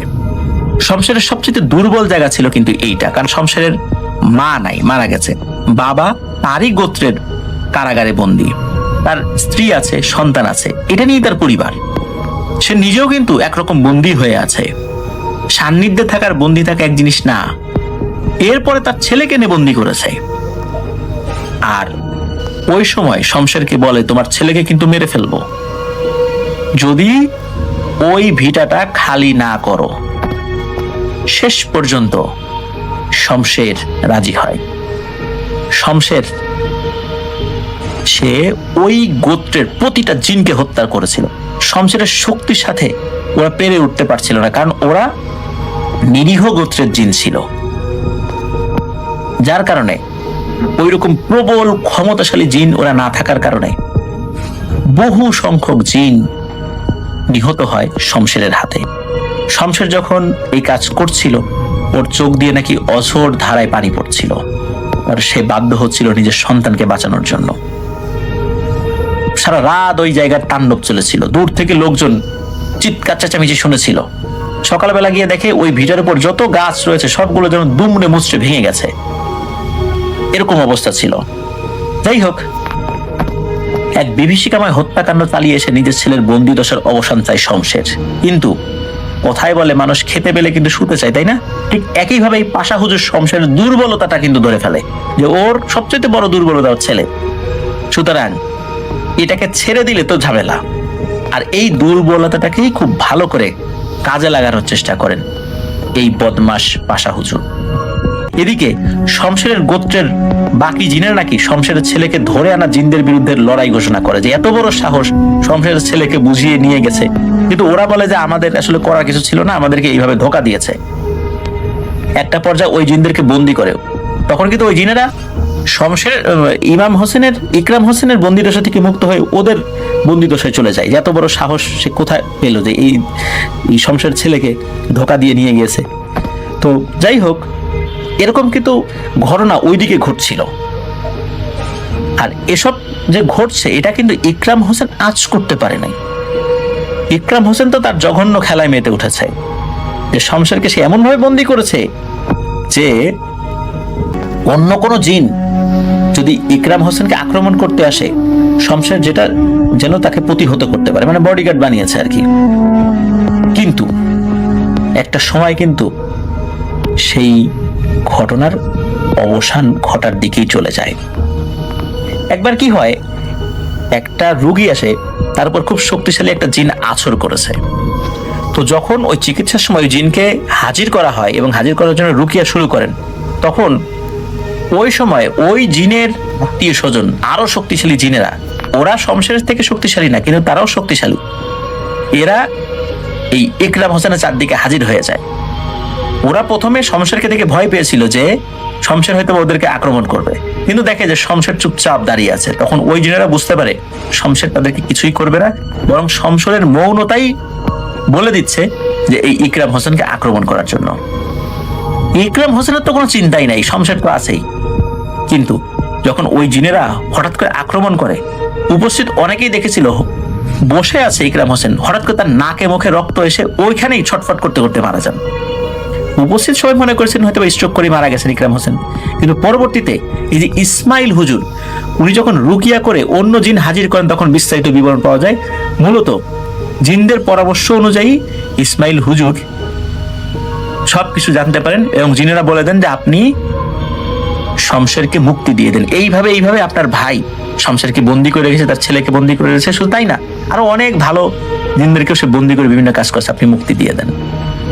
তখন জিনদের পুঙ্খানুপুঙ্খ পরামর্শ ফলো করে এই ইসমাইল হুজুর উনি শমশের সহ অন্যান্য জিনদেরকে মুক্ত করে দেন এবং ওরা ওদের গোত্রে চলে যায়। কিন্তু সমস্যা হয় হলো, শমশের যেহেতু অসংখ্য নিরীহ জিনদেরকে হত্যা করেছে, এই কারণে তাকেও একটা শাস্তি দেয়া হয়। সেটা হলো যে তোমার ছেলে তার মায়ের কাছে ফেরত আসবে, মানে শমশের ছেলে তার মায়ের কাছে ফেরত যাবে। তুমি তোমার সন্তানদের সাথে যোগাযোগ করতে পারবা, দেখতে পারবা, কিন্তু তুমি আমাদের সমাজ আর ঢুকবে না। তুমি যে অপরাধ করেছো, এত বড় অপরাধের শাস্তি তো তোমাকেও মৃত্যুদণ্ড দেওয়ার দরকার, কিন্তু যেহেতু তোমার ছেলেকে বন্দি করার কারণে তুমি বাধ্য হয়েছিল এই কাজ করতে, এই জায়গাতে তোমাকে এতটুকু ছাড় দেয়া হলো। তুমি তোমার সন্তানদের সাথে দেখা করতে পারবা, কিছুই করতে পারবা, পরিবারের সাথে দেখা করতে পারবা, কিন্তু আমাদের সমাজের সদস্য হয়ে থাকতে পারবে না। তুমি আমাদের সমাজে ঢুকতে পারবে না, তবে তোমার সন্তানাদিরা তোমার সাথে দেখা করতে পারবে, তোমার স্ত্রী তোমার সাথে দেখা করতে পারবে। তো এটাই হচ্ছে তোমার শাস্তি, এবং তুমি মনুষ্য জগতের মধ্যে সীমাবদ্ধ থাকবা। এখনো শমশের মনুষ্য জগতের মধ্যে সীমাবদ্ধ রয়েছে, তবে তিনি মুক্ত আছেন। তবে তাকে যেহেতু কোনো একটা মানুষের সান্নিধ্যে থাকতে হবে, এই শমশের এখন উনি কোন আল্লাহওয়ালা বুজুর্গ ব্যক্তির সান্নিধ্যে আছেন এটা জানা যায় না। ইসমাইল হুজুর ওনাকে মুক্ত করে দিয়েছিলেন। ইসমাইল হুজুর নাকি মানসিক চাপ নিতে পারেন না, মানে অনেকগুলো কাজ একসাথে করতে পারেন না, মানে কাজের লোড উনি নিতে পারেন না, এটা ওনার একটা সীমাবদ্ধতা। এটা অনেক লোক এরকম থাকে, একসাথে একাধিক কাজ করতে পারেন না, মানসিক চাপ নিলেই অসুস্থ হয়ে পড়েন। ইসমাইল হুজুর ছোটবেলা থেকে এরকম, উনি একটু দুর্বল গোছে। এই কারণে উনি শমশেরকে ওনার কাছে রাখেন নাই। উনি চিন্তা করেছিলেন যে যেই অপকর্ম তার ভাই করেছে, তার দ্বারাও যে কখনো লোভে পড়ে এই কাজ হবে না এটা জানা যায় না। এই জন্য শমশেরকে তার ইচ্ছার উপর ছেড়ে দিয়েছিলেন যে তুমি তোমার যেটা ভালো লাগে, যাকে মনে চায় তুমি তার কাছে চলে যেও, তুমি তার সান্নিধ্যে থেকো, আর পুনরায় কোনো খারাপ কাজের সাথে লিপ্ত হয়েও না, যত কষ্টই হোক না কেন। তো এভাবেই শমশের মুক্তি লাভ করে। আর ইসমাইল হুজুর উনি এই জিনে ধরা রুগী টুগী এই ধরনের এই সমস্যাগুলো উনি ট্রিটমেন্ট করেন না, টুকিটাকি ঝাড়ফুঁক করেন। আর ওনার ঠিকানা তো আমরা শুরুতেই বলে দিয়েছি। তো এখানে একটা বিষয় যে জয় বড়ুয়া ভাই কিন্তু এর আগে একটা মানে আমাদের 7 জিন সংক্রান্ত একটি ঘটনা দিয়েছেন, ওখানে একটা মূল চরিত্রের নাম ইমাম হোসেন, তবে কাকতালীয় ভাবে এটার সাথে মিলে গিয়েছে আর কি। তো প্রিয় লিসেনার্স, দেখুন যে নিষ্ঠুরতা কিন্তু অনেক সময় অগোচরই থেকে যায়। শমশেরকে দিয়ে যে নিষ্ঠুর কাজগুলো করানো হয়েছিল, আসলে শমশেরও যেমন নিষ্ঠুরতা করেছে বাধ্য হয়ে, শমশেরের উপরও কি নিষ্ঠুরতা করা হয়নি? সবসময় জিনেরাই কি মানুষের উপর নিষ্ঠুর আচরণ করে? এই যে কাবুলি হুজুর, যিনি অসংখ্য জিনদেরকে মুক্তি দিয়েছিলেন বন্দি দশা থেকে, তাদেরকেও তো বন্দি করেছিল কিছু নামধারী হুজুর বেশি মানুষ, যারা মানুষের সামনে বিশাল আল্লাহওয়ালা বুজুর্গ ব্যক্তি হিসাবে জাহির করে জিনদেরকে বন্দি করে বিভিন্ন কাজ করান, যাতে করে পীর হিসাবে, বিভিন্ন বুজুর্গ ব্যক্তি হিসাবে মানুষের দরবারে তার নাম ছড়িয়ে পড়ে, আর মানুষ আসবে, মোটা অঙ্কের টাকা দেবে, হাদিয়া দেবে, বিশাল এক দরবার খুলে বসে আছেন। এরকম অসংখ্য মানুষ কিন্তু সারা পৃথিবীতে ছড়িয়ে ছিটিয়ে আছে, কিন্তু আমরা সাধারণ মানুষ এগুলো বুঝতে পারি না। আল্লাহ আমাদেরকে হেফাজত করুন সকল ধরনের ক্ষতি থেকে। শমশের নিশ্চয়ই আছেন, আল্লাহ তাকে জীবিত রেখেছেন, তো আল্লাহ ওনাকেও ভালো রাখুন, ওনার ভুল ত্রুটিগুলো ক্ষমা করুন। তো 1990 সালের দিকে, তখন তার বয়স মাত্র 9 মাস, মাঝামাঝি সময় রমজান চলছিল তখন, সম্ভবত 25-26 রমজান বা 24-25 রমজান, কিন্তু তখনও সবই কদরের রাত, মানে সবই কদরের হিসাব, 27 রমজানের হিসাব ছিল না। তো ঈদ করার জন্য তাদের আত্মীয় স্বজনদের মধ্যে থেকে তার দাদির এক বোনের ছেলে মেয়ে সহ আসছে গ্রাম থেকে, প্লাস তার ফুপ্পি শ্বশুর বাড়ি থেকে আসছে, ফুফাতো বোনরা আসছে, মানে আলিফ যিনি ঘটনা করেছেন তার ফুপ্পি ফুফাতো বোন সবাই ছিল। তার থেকে সিনিয়র যারা, তারা ওই বাসায় ওই মুহূর্তে উপস্থিত ছিলেন। শপিং এর জন্য এসছে, ঢাকায় এসে শপিং করে আবার যে যার গন্তব্যে ব্যাক করবেন, এরকম প্ল্যানিং। তো মোরলের সবাই ড্রয়িং রুমে, যেই জায়গাটাতে একটু রুমটা বড়, সে জায়গায় সবাই ফ্লোরিং করে ঘুমিয়েছিলেন, কারণ এতগুলো তো বেডরুম ছিল না ওই বাসায়। আর ওই তখন এমনিতেই কনস্ট্রাকশন, তারা উঠে একটা পাশে কনস্ট্রাকশন, তখন তো আর বিল্ডার্স ছিল না, তখন নিজেরাই দেখা যেত যে আলাদা করে ওই রাজমিস্ত্রি ওদেরকে দিয়ে কাজ করিয়ে নিতেন। তো এরকম প্রফেশনাল বিল্ডার্স তো তখন ছিল না। তো তারা তখন কাজ চলছে, এমনিতেও তাদের 3 তলার কাজ চলছে, 2 তলার কাজ শেষ, এক পাশে তারা থাকে, আর এক পাশে তখন সম্পূর্ণভাবে প্লাস্টার করা হয়নি। তো তার ওই প্লাস্টার যেখানে করা হয়নি, সে জায়গায় 2-3টা রুম মানে খাট পেতে তার চাচারা ছিল ওই দিন। তো ওই বাসা সম্পূর্ণ ফুল। 2 তলার ডান পাশের ইউনিটে থাকতেন তার মানে তার দাদারা, আর বাম পাশের ইউনিটটা তখন খালি ছিল। বাম পাশের ইউনিটের একটা রুমে খালি আলিফ যে ভাই ছিলেন তার বাবা মা সহ থাকতেন একটা রুমে, আর বাকি রুমগুলোর মধ্যে খাট বিছানো ছিল, কিন্তু কেউ থাকতো না। ওই সময় তো তিনি ছোট। তো তার দাদা দাদি আসলে ঘটনাটা বলেন যে তার দাদা দাদি এরকম হুট করে বাসার মধ্যে রাতের বেলা দেখে যে হঠাৎ করেই কেউ হয়তো মেন লাইন মানে পুরো বিল্ডিং এর মেন সুইচ অফ করে দিয়েছে, পুরা বাড়ি অন্ধকার হঠাৎ করে। তো তিনি আশপাশে উকি ঝুঁকি মেরে দেখেন যে, কারণ সেহেরির সময় তখন বাজে রাত 2টার উপরে, আশপাশে উকি মেরে দেখেন যে ইলেকট্রিসিটি লাইন আছে পাশের বাসাগুলোতে, কিন্তু তার বাসায় ইলেকট্রিসিটি লাইন নেই। এর আগে এমন হয় নাই তার দাদার বাসায়, ওই বাসায় সম্পূর্ণ কন্ট্রোল ছিল তার দাদার নিজের। তো দাদার এরকম কখনো হয় না যে মেইন লাইনের সুইচ বন্ধ হয়ে গেছে। বাসা সম্পূর্ণ অন্ধকার, আকাশে তার দাদা ঘুম থেকে উঠেছে এবং মেঘের শব্দ পাচ্ছে, তখনও সবাই ঘুম থেকে উঠে নাই। আর এমনিতে সবাই কথাবার্তা বলে 11টা-12টার দিকে ঘুমাতে গেছে। ফজরের ওয়াক্ত একটু পরে, তো সবাই হয়তো 2:30-3টার দিকে খাবে এরকম টাইম আর কি। তিনি যখন অন্ধকারের মধ্যে উঠেন দেখেন যে তার বাসায় ইলেকট্রিসিটি লাইন নাই। তিনি উঠে ডাইনিং স্পেস ক্রস করে, মানে সবাই তো ফ্লোর করে ঘুমাচ্ছে ডান পাশে, তো তিনি ডাইনিং স্পেসের প্যাসেজ ধরে দেখছিলেন বরাবর যে জানালাটা আছে সেই জানলা দিয়ে শিকের ভেতর দিয়ে চিকন মানুষের ন্যায় কয়েকজন ভেতরে ঢুকছে, এটাও পাশের বাসার লাইটের আলোতে। তো তার কাছে মনে হচ্ছে যে ঢুকে তার ওই প্যাসেজ ধরে তার দিকে আগাচ্ছে। তিনি দৌড়ে দরজাটা বন্ধ করে জানালা দিয়ে ডাকাত বলে চিৎকার করা শুরু করে দেন। এখন এত জোরে ডাকাত বলে চিৎকার, পাশের বিল্ডিং থেকেও তো লোকজন আসছে পুরো বাড়ি একসাথে। তো সবাই যখন দরজা খুলতে বলছিল, তো যেহেতু উনি ভেতরে ছিলেন আর ড্রয়িং রুম থেকে যারা আছে তারা সবাই চিৎকার চেঁচামেচি শুনে দরজা খুলেন, তিনিও দরজা খুলেন। সবাই যখন জেগে যায় তখন সবাইকে সাবধান হতে বলতে তিনি দরজা খোলেন। তো ওই ড্রয়িং রুমে যারা ছিল তারা বলছে যে আপনি বের হন, কেউ নাই এখানে। তো উনি যখন বের হওয়ার পর পুরো বাসা তখনও অন্ধকার, বলে যে আমি উনি সবাই ওখানে যে চেক করে দরজাটা খুলে দেয়, মেন দরজা। পাশের বাসা থেকে আলিফ ভাইয়ের বাবা মা সহ আসে এবং চাচারাও পর্যন্ত চলে এসে দেখে যে তার বাবা ডিসক্রাইব করছে যে এখানে এই জানালার গ্রিল দিয়ে কেউ ঢুকেছে, তোরা দেখতো নিচে কেউ আছে কিনা, উপরে চেক কর, পুলিশকে ফোন দে, এরকম পুলিশকে খবর দে। তো বলে যে আগে পুলিশে খবর দিব, আগে তুমি ঠান্ডা হও, আগে আমি দেখি কি অবস্থা। তো জানালার কাছে যে জানালা একদম নর্মাল, জানালা দিয়ে কেউ ঢোকে নাই, কোনো ঘটনা ঘটে নাই জানালা দিয়ে ঢোকার, এবং সম্পূর্ণ কোনো সমস্যাই না। তো তার বাবা তখন বলছে যে পাশের বাসাগুলোতে তো ইলেকট্রিসিটি আছে, আমাদের বাসায় ইলেকট্রিসিটি নাই কেন? নিচে যে দেখে যে নিচের যে মেইন সুইচের একটা ইয়াটা পোড়া, তো সেটা তারা উঠিয়ে দেয়, ঠিক করে ফেলে, সাথে কাট আউট দেওয়ার পরই ইলেকট্রিসিটি চলে আসে। তারা বলে যে হয়তো এটা কেউ লুজ করেছে বা ভুলের কারণে এটা হতে পারে, ভয়ের কোনো কারণ নাই, এটা নিয়ে তুমি টেনশন করো না। তো পরে ওই দিন সবাই সেহরি করে একদম নর্মাল অবস্থায় তারা সবাই ঘুমায় গেল।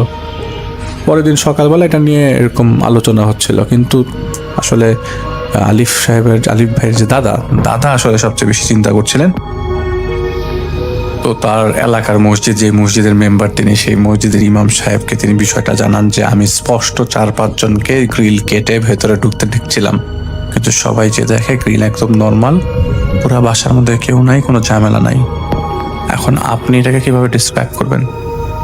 তখন ইমাম সাহেব বলেন যে আসলে মাঝে মাঝে কিছু জিনিসের ক্ষেত্রে আমরা একটু বেশি কনসার্ন হয়ে যাই, হয়তো মাঝে মাঝে চোখে পড়ে আমাদের মধ্যে।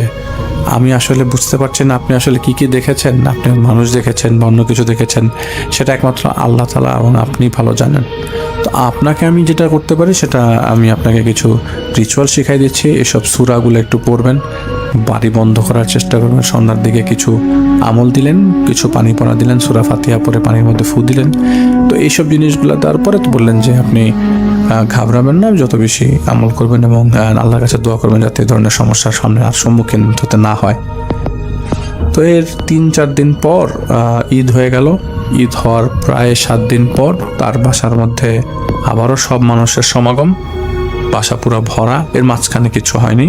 ইভেন তিনি ওই রাত্রেবেলা ঘুমিয়ে যেতেন, দেখা যেত যে যেহেতু বয়স্ক মানুষ আর ঘুমালে ঘুমানোর ওষুধ খেতেন, ডায়াবেটিসের সাথে ঘুমের ওষুধ খেতেন, তো আলটিমেটলি সে ঘুমিয়ে যেতেন। তারা তো কিছু খেয়াল থাকতো না, কিন্তু ওই ঈদের 7 দিন 7th ডে অথবা 8th ডেতে হঠাৎ করে তার শরীর খুব খারাপ করে ফেলে, তাকে হাসপাতালে নেওয়া হয়। বাসা ভর্তি মানুষজন সবাই মিলে মোরলেস, ছেলে যারা ছিল তারা সবাই মিলে তাকে হাসপাতালে নিয়ে যায়।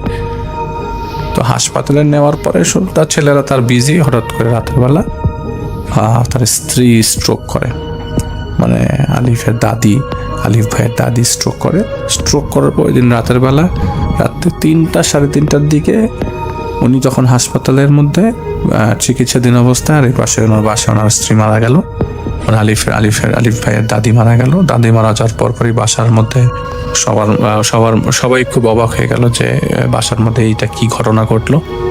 তো এটা একটা শোক তাদেরকে অনেকটা ভেঙে দিয়েছিল। তো পরে দাদির ভোরবেলা যেহেতু মারা গেছে, পরে দাফন করতে করতে পরের দিন, মানে ভোরবেলা ওই দিনেরই বিকালবেলা আসরের পরে দাফন শেষ হয়, কিন্তু তখনও পর্যন্ত তার বাবাকে জানানো হয়নি যে আলিফ ভাইয়ের দাদি মারা গেছে, মানে তার দাদাকে জানানো হয়নি। তো ওনার দাদাকে যখন বাড়িতে নিয়ে আসা হয় তখনও জানা হয়নি। দাফন শেষ হওয়ার পরে হাসপাতালে যখন তার কন্ডিশন নর্মাল হয়, প্রায় 3 দিন পর তাকে জানানো হয় যে মিলাদের পর তাকে জানানো হয় যে আসলে আম্মা তো নাই, আপনাকে আমরা জানাই না এই জিনিসটা, আপনাকে না জানানোর দরকার ছিল আমাদের, কিন্তু আপনার শরীর এতটা খারাপ ছিল যে ডাক্তার আমাদেরকে আসলে এই ব্যাপারটা জানাতে মানা করেছে, তাই আমরা জানাইনি। এরপর থেকে উনি একদম ভেঙে পড়েন, চুপ হয়ে যান। এবং যেটা সমস্যা হয়েছিল সেটা হচ্ছে তিনি বুঝতে পারতেন বাসাটার মধ্যে কখন ইলেকট্রিসিটি লাইনটা চলে যাবে। এটা উনি বুঝতে পারছিলেন। কেন বুঝতে পারছিলেন এটা উনি কখনো ডিসক্রাইব করেন নাই। তো দেখা যেত যে সবাই একটা গোল হয়ে বসে গল্প করছে, হঠাৎ করে তিনি বলছেন যে এখনই পুরা বাসার মেইন লাইনের সুইচ বন্ধ হয়ে যাবে। 10 সেকেন্ডের মধ্যে পুরা বাসার মেইন লাইনের সুইচ বন্ধ হয়ে যেত। এরকম 3-4 বার হয়েছিল। আরেকদিন সন্ধ্যাবেলা ওই যিনি আলিফ ভাই, তিনি আসলে তখন তার বয়স হচ্ছে 7-8 বছর। এটার পরবর্তী সময়ের ঘটনা। তখন তার বয়স 7-8 বছর। তার চাচা একদিন বাসার মধ্যে খুব জোরে জোরে চিৎকার করতো। ছোট চাচার বিয়ে হয়ে গেছে। ছোট চাচা চিৎকার করতে করতে বাসার ভেতরে ঢুকছে। আর তখন তাদের বাড়ি 4 তলা কমপ্লিট, পুরাতন বাড়ি, এখন নতুন করে অ্যাপার্টমেন্ট করা। তো তার চাচা দৌড়ে বাসার মধ্যে আসছে, বাসার মধ্যে এসে চিৎকার করতে করতে আসছে, বলে যে আমাকে বাঁচাও। কি হয়েছে তোমার? বলে যে সন্ধ্যার দিকে, ঠিক সন্ধ্যাবেলা আমি বাসাটার মধ্যে ঢুকি, আমি অফিস থেকে বাসায় আসছি। বাসায় আসার পর আমি দোতলায় উঠলাম। দোতলায় ওঠার পরে আমাকে একজন ডাক দিল 3 তলায় যাওয়ার জন্য। 3 তলায় উঠলাম, আমাকে আরেকজন ডাক দিল 4 তলায় যাওয়ার জন্য। 4 তলায় উঠলাম। এরপর আমি উপরে উঠতেই আছি, আমি এত উপরে উঠতেছি আমি নিজেও বুঝতেছি না, আমি এতগুলা তালা যে বেয়ে যাচ্ছি এটা আমার মাথার মধ্যে সই ছিল না। কারণ আমাদের বাসা 4 তলা, আর যে পরিমাণ সিঁড়ি আমি উপরে বাইলাম তাতে তো মনে হচ্ছিল যে আমি প্রায় 10 তলার উপর উঠে গেছি। এরপরে আমি সিঁড়ি দিয়ে নামতেছি, আমি তো আমাদের ফ্ল্যাট খুঁজে পাই না। তিনি নিচে নামতে তিনি আন্ডারগ্রাউন্ডে চলে যাচ্ছে। বলে যে আমাকে নিচের দিকে, আমি পাশাপাশি দেখি আমার পাশাপাশি পানির ট্যাঙ্ক। তখন নিচের পানির ট্যাঙ্ক আর উপরের পানির ট্যাঙ্ক, দুইটা আলাদা ট্যাঙ্ক ছিল আর কি, রিজার্ভ ট্যাঙ্ক যেটাকে বলে নিচের রিজার্ভ ট্যাঙ্ক বরাবর আমি দাঁড়ায় আছি। কিন্তু আমাদের নিচের রিজার্ভ ট্যাঙ্ক বরাবর তো কোনো সিঁড়ি আমরা বানাই নেই। তো উনি বলেছেন সবাই যখন ওনাকে জিজ্ঞেস করছিল কি দেখেছিস তুই, বলে যে আমি নিচের থেকে উপরে যাই, উপর থেকে নিচে যাই, আমি আমাদের ফ্ল্যাট খুঁজে পাচ্ছিলাম না। প্রায় 45 মিনিট আমি ফ্ল্যাট খুঁজে পাইনি।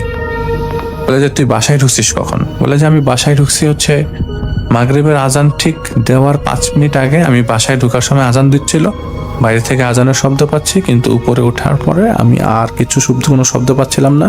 এরপরে তো আমি উপরে উঠে নিচে নামি, কিন্তু আমাদের ফ্ল্যাট খুঁজে পাচ্ছিলাম না। এর মাঝে তিনি কনফার্ম করার জন্য দরজা নক করার পর দরজাটা খুলে যায়, কিন্তু কাউকে তিনি দেখতে পাচ্ছিলেন না। শব্দ পাচ্ছিলেন, কাউকে দেখা যাচ্ছিল না। মনে হচ্ছিল এই বাসায় যাদেরকে চেনেন তাদের, মানে এই বাসায় যেসব ভয়েস আসছে সেসব ভয়েস তিনি চেনেন, কিন্তু কে সেটা তিনি থিতু হতে পারছিলেন না। পরে তিনি আবারও নিচে নামেন। আল্লাহ করতে করতে হঠাৎ করে কি মনে করে যেন আয়াতুল কুরসি পড়া শুরু করলেন। তিনি যখন কলাপসিবলের গেটের কাছে যেয়ে বারবার ধাক্কা দিচ্ছিলেন, তখন তার মনে হলো যে এই কলাপসিবল গেট, আমাদের বাড়ির বিল্ডিংয়ে তো কোনো কলাপসিবল গেটই নাই, মানে বিল্ডিংয়ের মেন গেটে মেন তো কলাপসিবল গেট না, লোহার গেট, কলাপসিবল না, একদম সরাসরি গেটের মতো, কারণ বাইক টাইক খুলে ঢুকে রাখা, এখানে কলাপসিবল গেট না, কলাপসিবল গেট হলো ভিতরে, বলে আমি যে দরজা ধাক্কাচ্ছি এই জায়গায় আমাদের কোনো কলাপসিবল গেট নেই। কিছুক্ষণ পর একজন লোক আসলো, বললো যে আপনি কে? তখন মাগরিবের আজান দেওয়ার আধা ঘন্টা পার হয়ে গেছে, বলে যে আপনি কে? তখন বললো যে আমি তো অমুক বাসায় থাকি। তখন তিনি জানতে পারলেন তিনি আসলে তার নিজের বাসায় নয়, তখন তিনি অন্য আরেকটা বাসায়, যেটা তার এলাকা থেকে মিনিমাম 3-4 কিলোমিটার দূরে। এই জায়গায় তিনি কিভাবে আসলেন? তিনি তো তার নিজের বাসায় ঢুকেছেন। তো বাসায় আসার পরে তিনি জোরে চিৎকার করতে করতে বাসায় আসে এবং সবাইকে বলে যে আমি এই ঝামেলায় পড়েছি, আমি তো জানি না এটা কেন হলো। পরে বাসার মধ্যে হুজুর নিয়ে আসা হয়, হুজুর নিয়ে আসে তখন আলিফ ভাইয়ের বয়স হচ্ছে 8 বছরের, 1998 সালের দিকের কথা। তো এটা উনি পরিষ্কার মনে আছে, এটা ওনার পরিষ্কার মনে আছে বিধায় উনি বলেছেন। হালকা হালকা আপছা কিন্তু পরিষ্কার ঘটনা দাদির কাছ, মানে দাদার কাছ থেকে, মানে বাবা মার কাছ থেকে শুনেছেন। তো যত বড় হচ্ছিলেন ততই তিনি ভয় পাচ্ছিলেন যে আদৌ এখানে যদি কোনো প্রবলেম হয়, কোনো প্রবলেম তাকে ফেস করতে হয়, সিঁড়ির কামরাটা সে খুব ভয় পেত যত বড় হয়। তখন তার বয়স 11 বছর, এটা 2001 সালের কথা। তিনি রাত্রেবেলা ঘুম থেকে তার ঘুম ভাঙে বাথরুম করার জন্য। তিনি তখন এত কিছু খেয়াল করেন না, এত কিছু মনে ছিল না। বাথরুম করে বাথরুমের লাইট জ্বালিয়ে তিনি রুমে ব্যাক করছিলেন, এমন সময় ঠিক ওই ফ্ল্যাট বরাবর, তারা থাকেন তখন 4 তলায়, ওই ফ্ল্যাট বরাবর যেই প্যাসেজটার কথা তিনি ছোটবেলা থেকে শুনে আসছিলেন, সেই প্যাসেজের বরাবর যে জানালা, সেদিক দিয়ে তিনি কাউকে ভেতরে ঢুকতে দেখেন, যেটা হুবহু তার দাদা তাকে দাদারা তাকেও যতবার বড় হয়েছে এরকম কনভারসেশন যখন হয়েছে তখন তিনি জানতে পেরেছেন। বাড়ির মধ্যে অনেক কথাবার্তা হয় না, অনেক কথা যখন উঠে তখন জানতে পেরেছেন। না তার দাদি তো জীবিত নাই, তো তার দাদাই সবসময় যখনই কথা উঠতো তখন কিছু কিছু বলতো, সব বলতো না, কিন্তু তার ওই ডেসক্রিপশনের সাথে আলিফ ভাই নিজের চোখে সেই জিনিসটা দেখেছে, তাও 2001 সালে। এরপরে তিনি আর কিছু দেখেন নাই, চিৎকার করে বাসার সবাইকে জানিয়েছিল। এরপর থেকে তিনি আর কখনো কিছু দেখেন নাই। ওই ইনসিডেন্টের প্রায় 10-12 দিনের মাথায় তার দাদা ইন্তেকাল করে 2001 সালে। তো তিনি বলেছেন যে দাদা যখন দেখলো সেদিন তার শরীর খারাপ হয়ে গেল, একটা পর্যায়ে তাকে হাসপাতালে নিয়ে গেল, তার দাদি মারা গেল। এরপরে তিনি যখন দেখলেন এরকম একটা দৃশ্য, তিনি প্রপারলি দৃশ্যটা ছোটবেলা থেকে ভিজুয়ালাইজ করলেও কিন্তু তার দেখা এবং তার দাদার বলাটার মধ্যে অনেকটা মিল ছিল। তো পরে বললেন যে আমি এরকম দেখলাম এবং at the end of the day আমার দাদা মারা গেল। তো তিনি বললেন যে দুইটা মানুষ একইভাবে একটা সাইন দেখে মারা গেল। এখন এটা অন্য কিছু হতে পারে বা কোনো অশনির সংকেত কেউ দিতে চাইলেও হতে পারে। আমার চাচা হারানোর পর ওনার এই দাদা মারা যাওয়ার পরে 2001 সালের পর 2003 সালে তার চাচাকে আর খুঁজে পাওয়া যায় নাই। মানে হঠাৎ করে বাসা থেকে উধাও হয়ে গিয়েছিল। প্রায় 1 বছর পর তার চাচা ফেরত এসেছিল, কিন্তু এরপরে আবারও তিনি চলে যেতেন। মানে এরকম নাকি 2বার হয়েছে। পরে 2014 সালে তার চাচা আবার ফেরত আসে। তো তার চাচা যে ফেরত আসে এই ব্যাপারেও তার চাচা জানে না তিনি কোথা থেকে ফেরত এসছে। একদম বড় দাড়ি হয়ে আসে। এখন তার চাচা নর্মাল, কারণ মাঝখানে তার চাচাকে বেশ কবিরাজ বা হুজুর দেখানো হয়েছিল। তিনি বাসায় থাকেন। তার চাচিরা পরে ওই সময় যখন তিনি ছেড়ে চলে যান, তার চাচিও তাকে ছেড়ে চলে গিয়েছিলেন। তখন তার বিয়ে হয়েছিল। এই ঝামেলাটা তার বাসা রিলেটেড এবং তার চাচার হতে পারে তার চাচাকে কোনো জিন ধরেছিল, এটাও তিনি শুনেছিলেন কয়েকবার। তো 2003 সালের পর তার চাচা আবার যখন এর মধ্যে 1-2বার বাসা থেকে তাকে কয়েকবারই উধাও হয়ে যেতে দেখেছে। প্রথম কয়েকবার কান্নাকাটি করলেও পরে অনেকবার খোঁজাখুঁজি করেও তাকে যখন খুঁজে পাওয়া যায়নি আর তিনি যখন ব্যাক করেছেন তখন মনে করেছিলেন তিনি হয়তো ব্যাক করবেন। অনেকেই বলতো মাজারে গেছে, অনেকে বলতো ইন্ডিয়াতে আছে। তো 2014 সালে তিনি আবার ফেরত আসেন, বাসাতে ফেরত আসেন। এরপর থেকে তার চাচা বাসায় আছে, কিন্তু খুব একটা কথা বলা যায় না। তো উনি বলেছেন যে তার চাচার ব্যাপারে আরও কিছু কথা লিখবেন যেটা তিনি জানেন এবং যেটা তিনি ফিল দেখেছেন। তো এটার জন্য আমি ওয়েট করছি। আলিফ ভাইকে অনেক থ্যাঙ্কস, যিনি আমাদেরকে ঘটনাটি পাঠিয়েছেন। যাই হোক, আজ আমি যে ঘটনাটি আপনাকে লিখে পাঠাচ্ছি সেটি ঘটেছিল আমার কলিগের এক বন্ধুর সাথে। তো যার সাথে ঘটনাটি ঘটেছিল তার নাম সজল। ঘটনাটি আমার কলিগ তার বন্ধু সজলের কাছ থেকেই শুনেছিল। এটা আমি আপনাকে সজলের ভাষ্য মতে ঘটনাটি লিখে পাঠাচ্ছি। লেখালেখিতে ভুল ত্রুটি হলে ক্ষমা সুন্দর দৃষ্টিতে দেখবেন। বলছেন সজল, সে দিনটা ছিল অন্য সব দিনের চেয়ে আলাদা। ভালো ইনকাম হয়েছিল, তাই কাজ শেষ করতে করতে রাত 12টা বেজে গিয়েছিল। সচরাচর আমি 10টা বা 10:30টার মধ্যেই বাড়ির পথে রওনা দিই, যেখানেই থাকি না কেন। কিন্তু সেদিন টাকার লোভে আর সময়ের দিকে খেয়াল ছিল না। যখন হুঁশ ফিরল, ঘড়িতে তখন 12টা, আর কোনো প্যাসেঞ্জারও দেখা নেই। তাই ভাবলাম এবার বাড়ির দিকে রওনা দিই। আমি যে জায়গাটিতে ছিলাম সেখান থেকে বাড়ি যেতে আমার মোটামুটি আধ ঘন্টা থেকে একটু বেশি সময় লাগে। সেদিন তাড়াতাড়ি পৌঁছানোর জন্য আমি একটু বেশি গতিতে টেম্পো চালিয়েছিলাম। রাস্তা পুরো ফাঁকা, মাঝে মাঝে কিছু কুকুর এদিক ওদিক ঘেউ ঘেউ করছিল। আমি প্রায় 10-15 মিনিট হবে টেম্পো চালাচ্ছি। হঠাৎ আমার মনে হলো যেন কেউ বা কারো আমার টেম্পোর পেছনে বসে আছে। আমি অবাক হয়ে গেলাম, কারণ আমি নিশ্চিত ছিলাম আমার টেম্পোর পেছনে কোনো প্যাসেঞ্জার নেই, সম্পূর্ণ ফাঁকা। আমি একবার পেছন ফিরে তাকালাম, কিন্তু সেখানে কেউ ছিল না। ভাবলাম হয়তো আজ বেশি খাটাখাটনির কারণে আমার মনের ভুল হচ্ছে। নিজেকে শান্ত করে আবার নিজের মতো করে টেম্পো চালাতে থাকলাম। কিন্তু হঠাৎ করে আমার মনের মধ্যে একটা অদ্ভুত অনুভূতি বারবার অনুভূত হচ্ছিল। কেন যেন মনে হচ্ছিল কেউ আমাকে খুব ভালোভাবে দেখছে, যেন আমার মাথা থেকে পা পর্যন্ত পুঙ্খানুপুঙ্খভাবে পর্যবেক্ষণ করছে। এই অনুভূতিটা এতটাই তীব্র ছিল যে আমার শরীরের লোম কাটা দিয়ে উঠল। মনে হচ্ছিল যেন অদৃশ্য কোনো অবয়ব আমার প্রতিটি নড়াচড়া লক্ষ্য করছে। রাতের নিস্তব্ধতা আর ফাঁকা রাস্তা যেন এই অনুভূতিকে আরো বেশি গাঢ় করে তুলছিল। আমার বুকের ভেতরটা কেমন যেন ধুকপুক করতে শুরু করলো।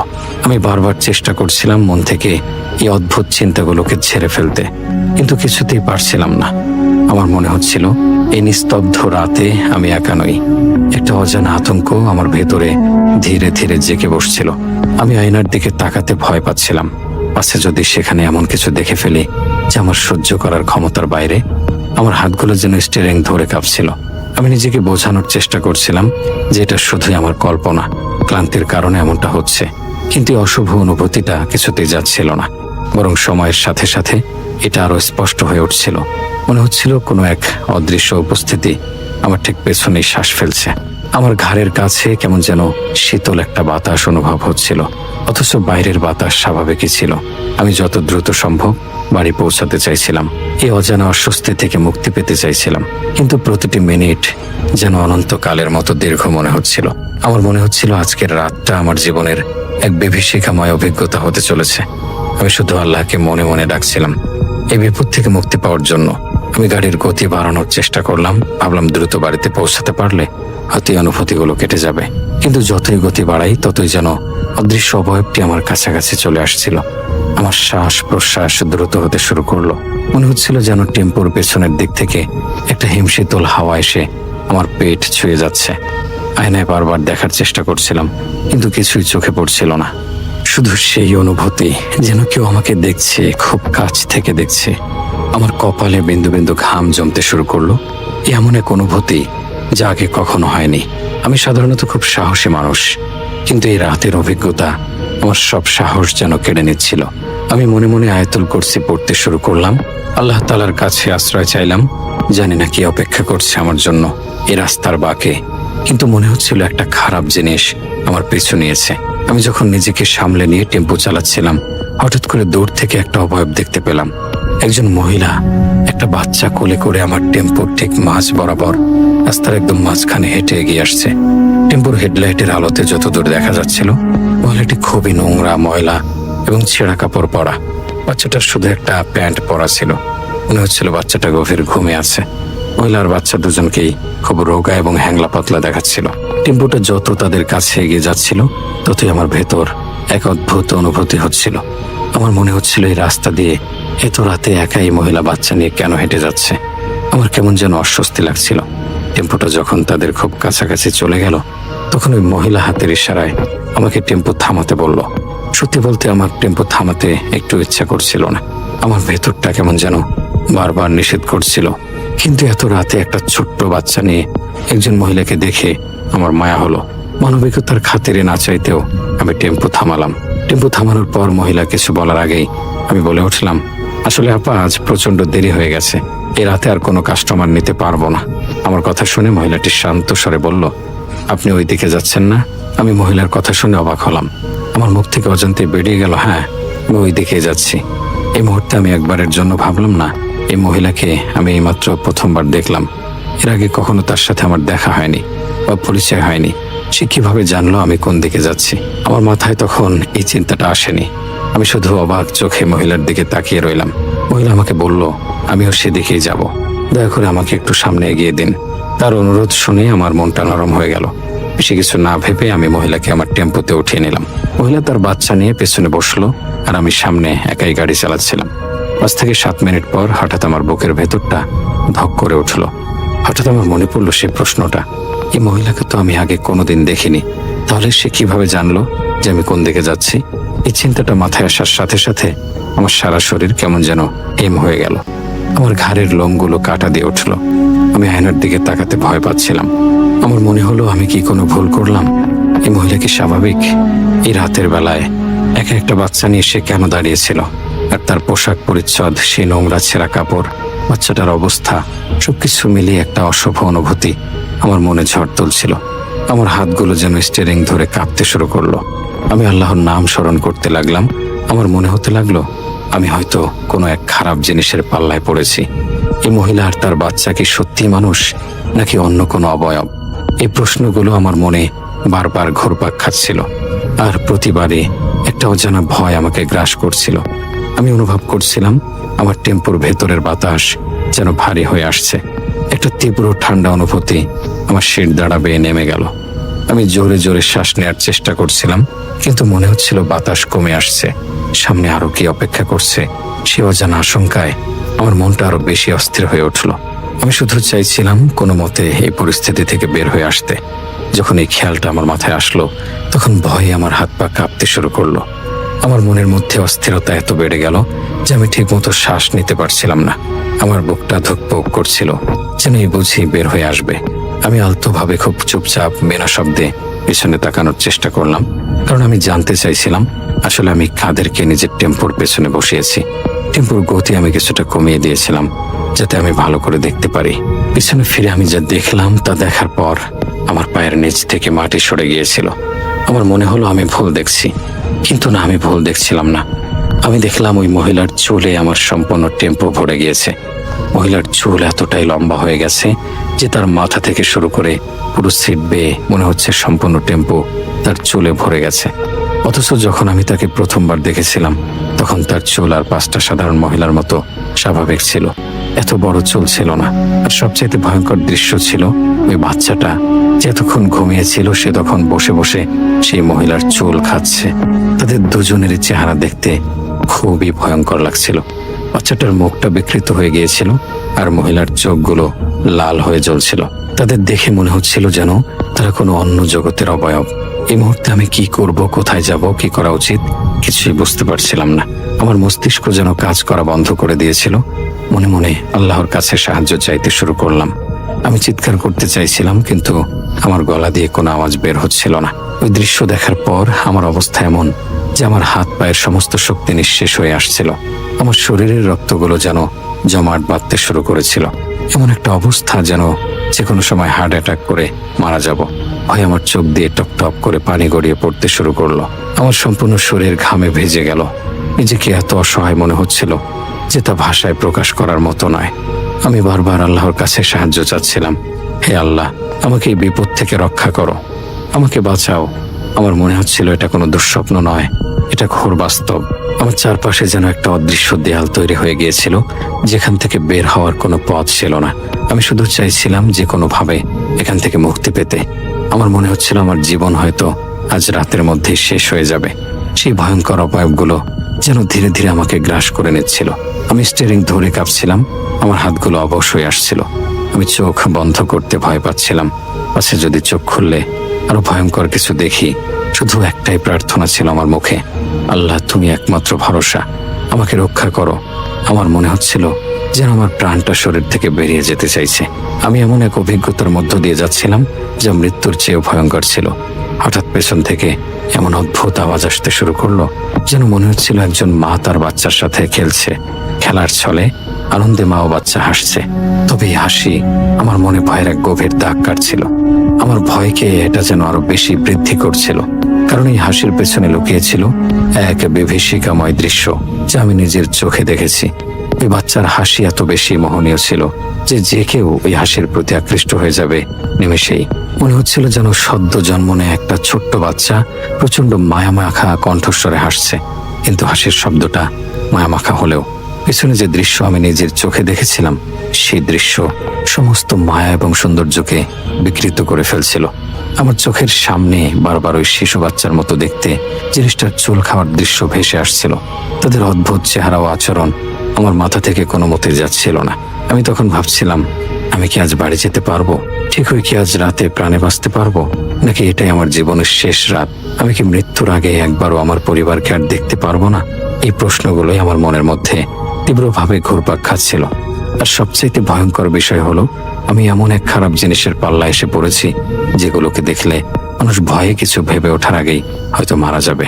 আমার হৃৎপিণ্ড যেন লাফিয়ে বুক থেকে বেরিয়ে আসতে চাইছিল। আমি বারবার আয়নার দিকে না তাকানোর চেষ্টা করছিলাম, কারণ সেই চুল খাওয়ার দৃশ্যটা আমার মনে এতটাই গেঁথে গিয়েছিল যে আমি আর সহ্য করতে পারছিলাম না। আমার শরীর যেন অবশ হয়ে আসছিল, কিন্তু আমার পাগুলো স্টিয়ারিংয়ে আটকে ছিল। আমি টেম্পো থামানোর সাহস পাচ্ছিলাম না। একটু পর বাচ্চার হাসির আওয়াজ বন্ধ হয়ে গেল এবং শুরু হলো কান্নার আওয়াজ। হাসির আওয়াজটা মায়ামাখা হলেও কান্নার আওয়াজটা ছিল ভয়ঙ্কর, বিভৎস। এই বাচ্চা কণ্ঠের এক একটা বিভৎস চিৎকার আমার কলিজা কাঁপিয়ে দিচ্ছিল। আমার মনে হচ্ছিল যেন হাজার হাজার সোচ আমার কানে বিঁধছে। কান্নার আওয়াজটা এতটাই বিকৃত ছিল যে আমি আর সহ্য করতে পারছিলাম না। আমার মনে হচ্ছিল এই কান্নার পেছনেও কি কোনো অশুভ উদ্দেশ্য লুকিয়ে আছে। আমি কিছুই বুঝতে পারছিলাম না যে আমি কি করব।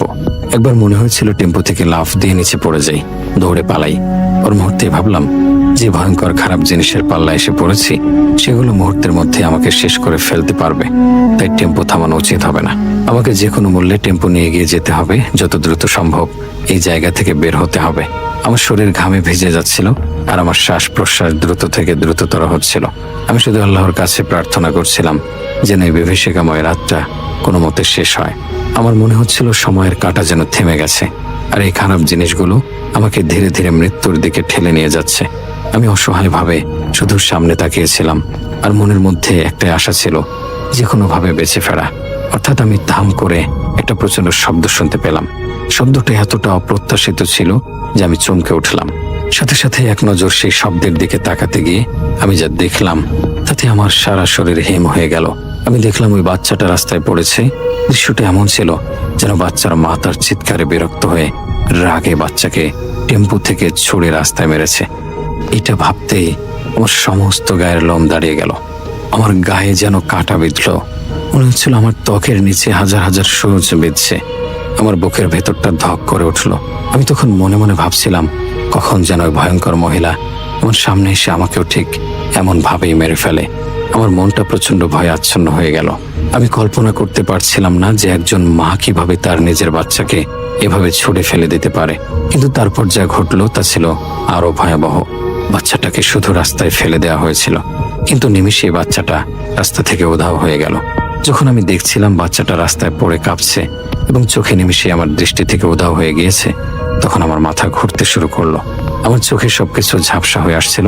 টেম্পোতে আমি আমার নিয়ন্ত্রণ ঠিক রাখতে পারছিলাম না। ভয়ে আমার হাত পায়ের শক্তি যেন একদম শেষ হয়ে যাচ্ছিল। স্টিয়ারিংটা আমার হাত থেকে ফসকে যাওয়ার উপক্রম হয়েছিল। আমি কোনো মতে ভারসাম্য ধরে রেখেছিলাম। এমন সময় টেম্পোর পেছন থেকে মহিলা কণ্ঠে খুব বীভৎস হাসির শব্দ ভেসে এলো।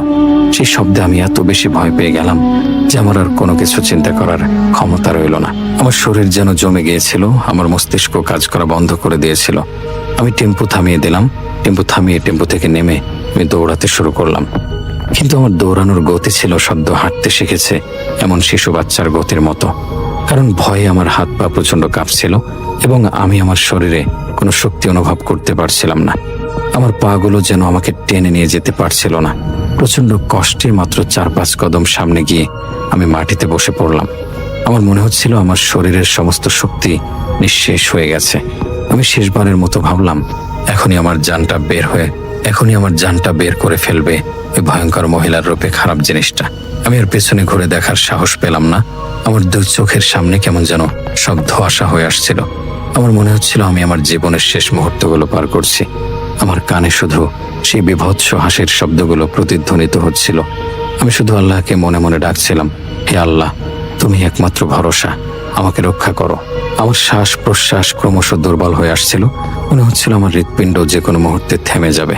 আমি শুধু চোখ বন্ধ করে শেষবারের মতো আমার পরিবারের কথা ভাবছিলাম, কিন্তু চোখের সামনে ভেসে আসছিল কেবল সেই ভয়ঙ্কর অবয়বগুলো। আমার মনে হচ্ছিল অন্ধকার আমাকে ধীরে ধীরে গ্রাস করে নিচ্ছে। আমি মৃত্যুর শীতল স্পর্শ অনুভব করতে পারছিলাম। আমি যখন মাটিতে বসে পড়ে সবকিছু ঘোলাটে দেখতে শুরু করলাম, তখন আমার মনে হলো আমি ঠিক আমার সামনে একটা বাচ্চা দেখতে পাচ্ছি। আমি কোনো রকম চোখ মুছে বিষয়টা বোঝার চেষ্টা করছিলাম, আর তখনই বুঝতে পারলাম যেটা আর কোনো বাচ্চা নয়, বরং ওই মহিলার কোলে থাকা বাচ্চাটা, যাকে একটু আগে মহিলা হয়তো প্রচন্ড জোরে রাস্তায় ছুড়ে মেরেছিল। আমি খেয়াল করতে পারলাম যে বাচ্চাটা আমার দিকে তাকিয়ে মুখ বাঁকা করে খুব বীভৎসভাবে হাসছে। সেই হাসিটা এতটাই অশুভ ছিল যে আমার শরীরের রক্ত যেন ঠান্ডা হয়ে গিয়েছিল। আমার মনে হচ্ছিল আমার হৃৎপিণ্ডটা বুকের ভেতর যেন কাঁপছে। আমি বসা থেকে মাটিতে শুয়ে পড়লাম, কারণ আমার আর উঠে দাঁড়ানোর মতো কোনো শক্তি অবশিষ্ট ছিল না। তখন আমি দেখলাম আমার বুকের উপর ধীরে ধীরে ওই বাচ্চাটা উঠে বসেছে। তার ছোট্ট ছোট্ট হাতগুলো যেন আমার বুকের ওপর চাপ সৃষ্টি করছিল। বাচ্চাটার চোখগুলো ছিল অস্বাভাবিক রকমের লাল, আর তার হাসিটা ছিল এক বীভৎস ইঙ্গিত। আর দূর থেকে খুব কম শব্দে ওই মহিলার ভয়ঙ্কর হাসি আমার কানে আসছিল। সেই হাসিটা যেন বাতাসের মধ্য দিয়ে ভেসে আসছিল, আমার কানে এসে এক অশুভ প্রতিধ্বনি তৈরি করছিল। আমি আর এই দৃশ্য সহ্য করতে না পেরে খুব আলতো স্বরে শুধু আল্লাহ বলে জ্ঞান হারিয়ে ফেললাম। আমার চোখ দুটো বন্ধ হয়ে গেল, আর চারপাশটা অন্ধকার হয়ে গেল। জ্ঞান ফিরে এসে আমি দেখলাম আমি আমার বাড়িতে আমার নিজের বিছানায় শুয়ে আসছি। সকাল হয়ে গেছে, সূর্যের আলো জানালা দিয়ে ঘরে ঢুকেছে। আমার স্ত্রী পাশে বসে আমার কপালে হাত বুলিয়ে দিচ্ছিল। আমি যখন চোখ খুললাম, আমার স্ত্রী জানালো যে লোকজনেরা আমার মোবাইল নিয়ে কল করেছিল। রাতের 3টার দিকে কিছু মানুষ সেই রাস্তা দিয়ে যাওয়ার সময় আমার টেম্পোর সামনে দেখে, আর আমি টেম্পোর সামনে জ্ঞান হারিয়ে পড়ে আসছি দেখে, তারপর তারা আমার মোবাইল খোঁজাখুঁজি করলে আমার স্ত্রী নাম্বার দেখতে পায় আর কল দেয়। আমার স্ত্রী খবর পেয়ে নিজের ভাইকে ডেকে এনে আমাকে নিয়ে যায়। সবকিছু শোনার পর আমি আমার স্ত্রীকে রাতের সব ঘটনা বললাম। সেই মহিলা, সেই বাচ্চা, চুল খাওয়ার দৃশ্য, রাস্তায় বাচ্চাটাকে ছুঁড়ে ফেলার ঘটনা, আর আমার বুকের ওপর বাচ্চাটার বসে বীভৎসভাবে হাসার ঘটনা। আমার কথা শুনে আমার স্ত্রী প্রচন্ড ভয় পেয়ে গেল। তার মুখটা ফ্যাকাশে হয়ে গিয়েছিল, সে ভয়ে কাঁপছিল। সেদিন রাতের ঘটনাটা আমার জীবনে এতটাই গভীর প্রভাব ফেলেছিল যে আমি আর কোনোদিন টেম্পো ড্রাইভারের কাজ করতে পারিনি। সেদিনের পর থেকে আমি টেম্পো ড্রাইভারের কাজটা ছেড়ে দিলাম। আমি আর ওই রাস্তায় যেতে চাইনি, ওই খারাপ জিনিসগুলোর মুখোমুখি হতে চাইনি। আমার এলাকায় একটা ছোট্ট সবজির দোকান দিয়ে বসলাম। সেই ঘটনার পর থেকে আমি প্রতি রাতে ঘুমাতে যাওয়ার আগে আল্লাহর কাছে প্রার্থনা করি যেন সেই ভয়ঙ্কর রাতের অভিজ্ঞতা আর কোনোদিন আমার জীবনে ফিরে না আসে। এখনো মাঝে মধ্যে ঘুমের ঘোরে সেই বীভৎস হাসি আর চুল খাওয়ার দৃশ্য আমার চোখে ভেসে আসে, আর আমি আতঙ্কে চিৎকার করে উঠি। সেই রাতের কথা মনে পড়লে আমার শরীর এখনো শিহরিত হয়ে ওঠে। আমি জানি সেদিন আমি মৃত্যুর মুখ থেকে ফিরে এসেছি, আর তা শুধুই আল্লাহর রহমতে। শ্রোতা বন্ধুরা, এই ছিল আজকের শেষ ঘটনা। আশা করি 2 ঘটনাই আপনাদের কাছে খুব ভালো লেগেছে। তবে কোন ঘটনাটি বেশি ভয়ঙ্কর লাগলো তা কমেন্টে জানাতে ভুলবেন না। তাছাড়া আরও জানিয়ে দেবেন আপনার কোন ধরনের ঘটনা শুনতে চাচ্ছেন এবং কোথা থেকে আমাদের ঘটনাগুলো প্রতিনিয়তই শোনেন। আপনাদের ছোট্ট একটি মন্তব্য আমাদের কাছে অনেক বড় অনুভূতি এবং অনুপ্রেরণা জাগায়। আসসালামু আলাইকুম ভাইয়া, কেমন আছেন? ভাইয়া, রাত যখন গভীর হয়, চারপাশ যখন নিস্তব্ধতায় একদম ডুবে যায়, তখন আমাদের চেনাই পৃথিবীটাই কেমন যেন অচেনা হয়ে ওঠে। আমরা ভাবি আমরা একা, কিন্তু আসলে কি আমরা একা, নাকি অন্ধকারের আড়াল থেকে কেউ একজন প্রতিক্ষণ আমাদের উপর নজর রাখছে? আজ আপনাদেরকে এমন একটা সত্য ঘটনা শোনাবো যা শোনার পর হয়তো আজ রাতে আপনার ঘরের লাইটটা বন্ধ করতে ভয় পাবেন। ঘটনাটি আমার এক শ্রোতার জীবনে। চলুন ডুবে যাওয়া যাক এক কুচকুচে কালো অন্ধকার গল্পে। তখন 2020 সাল। ছদ্মনাম হলো রাজীব। তার চাকুরির সুবাদে ঢাকার বাইরে একটা বেশ পুরনো একতলা বাংলো বাড়ি ভাড়া নেয়। বাড়িটার চারপাশ ছিল বড় বড় গাছে ঘেরা, নিঝুম শান্ত পরিবেশ, যা একজন লেখকের বা একা থাকা মানুষের জন্য আদর্শ। কিন্তু প্রথম দিন পা রাখার পর থেকেই রাজীবের কেমন যেন একটা অস্বস্তি হচ্ছিল। মনে হচ্ছিল বাড়িটা বড্ড বেশি শান্ত, এতটাই শান্ত যে নিজের নিঃশ্বাসের শব্দও নিজের কানে বাঘের মতো শুনত। প্রথম কয়েকদিন ভালোই কাটলো, কিন্তু অদ্ভুত কাণ্ডগুলো শুরু হলো প্রথম অমাবস্যার রাতে। রাত তখন আনুমানিক 2টা। রাজীব সাহেব তার ল্যাপটপে কাজ করছিল। হঠাৎ তার মনে হলো যে ঘরের ভেতরের তাপমাত্রা এক ঝটকায় যেন অনেকটাই নেমে গেল। জুন মাসের গরমেও তার হাত পা ঠান্ডা হয়ে আসছিল। সে ল্যাপটপ থেকে চোখ সরিয়ে ঘরের চারপাশটা দেখলো সবকিছু ঠিকঠাক, কিন্তু তখনই রান্নাঘরের দিক থেকে একটা শব্দ এলো, খাটাস করে, যেন কেউ একটা স্টিলের বাটি মেঝেতে ফেলে দিয়েছে। রাজীব ভাবলো হয়তো বিড়াল হবে। সে টর্চ নিয়ে রান্নাঘরে গেল, কিন্তু সেখানে কোনো বিড়াল ছিল না এবং বাটিটাও যথাস্থানে ছিল। সে যখন নিজের ঘরে ফিরে আসছিল, ঠিক তার শোবার ঘরের দরজার সামনে, তখন সে এসে থমকে দাঁড়ালো। তার মনে হলো দরজার ওপাশ থেকে খুব মৃদু একটা শব্দ আসছে, কেউ একজন খুব জোরে শ্বাস নিচ্ছে, যেমন হু হা হু এই টাইপের শব্দ হচ্ছিল আর কি। রাজীবের বুকের ভেতরটা ধক করে উঠল। সে সাহস করে দরজাটা ধাক্কা দিয়ে খুলল, কিন্তু ভেতরে কেউ নেই। শুধু জানালাটা খোলা ছিল আর পর্দাটা বাতাসে কাঁপছে। সে নিজেকে শান্ত করলো এবং ভাবলো সব মনের ভুল, কিন্তু ভুলটা যে মনের ছিল না সেটা সে টের পেল ঠিক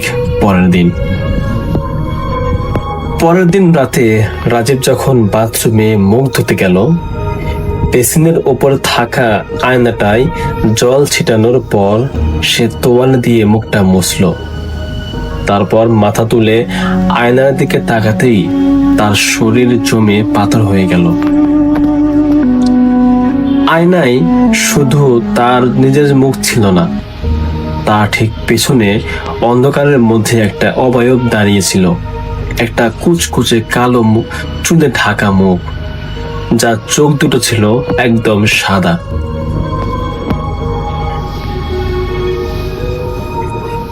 যার চোখে কোনো প্রকার মনে ছিল না, আর সেই মুখটা রাজীবের দিকে তাকিয়ে অমানুষিক একটা হাসি হাসছিল। রাজীব আতঙ্কে চিৎকার করে পিছনে ঘুরল, কিন্তু পিছনে কেউ নেই। আবার আয়নার দিকে তাকালো, সেখানেও কেউ নেই। তার কপালে তখন বিন্দু বিন্দু ঘাম। সে বুঝতে পারলো এই বাড়িতে সে একা নয়, অন্য কিছু এই বাড়িতে আছে, যা ক্রমান্বয়ে তার দিকে এগিয়ে আসছে।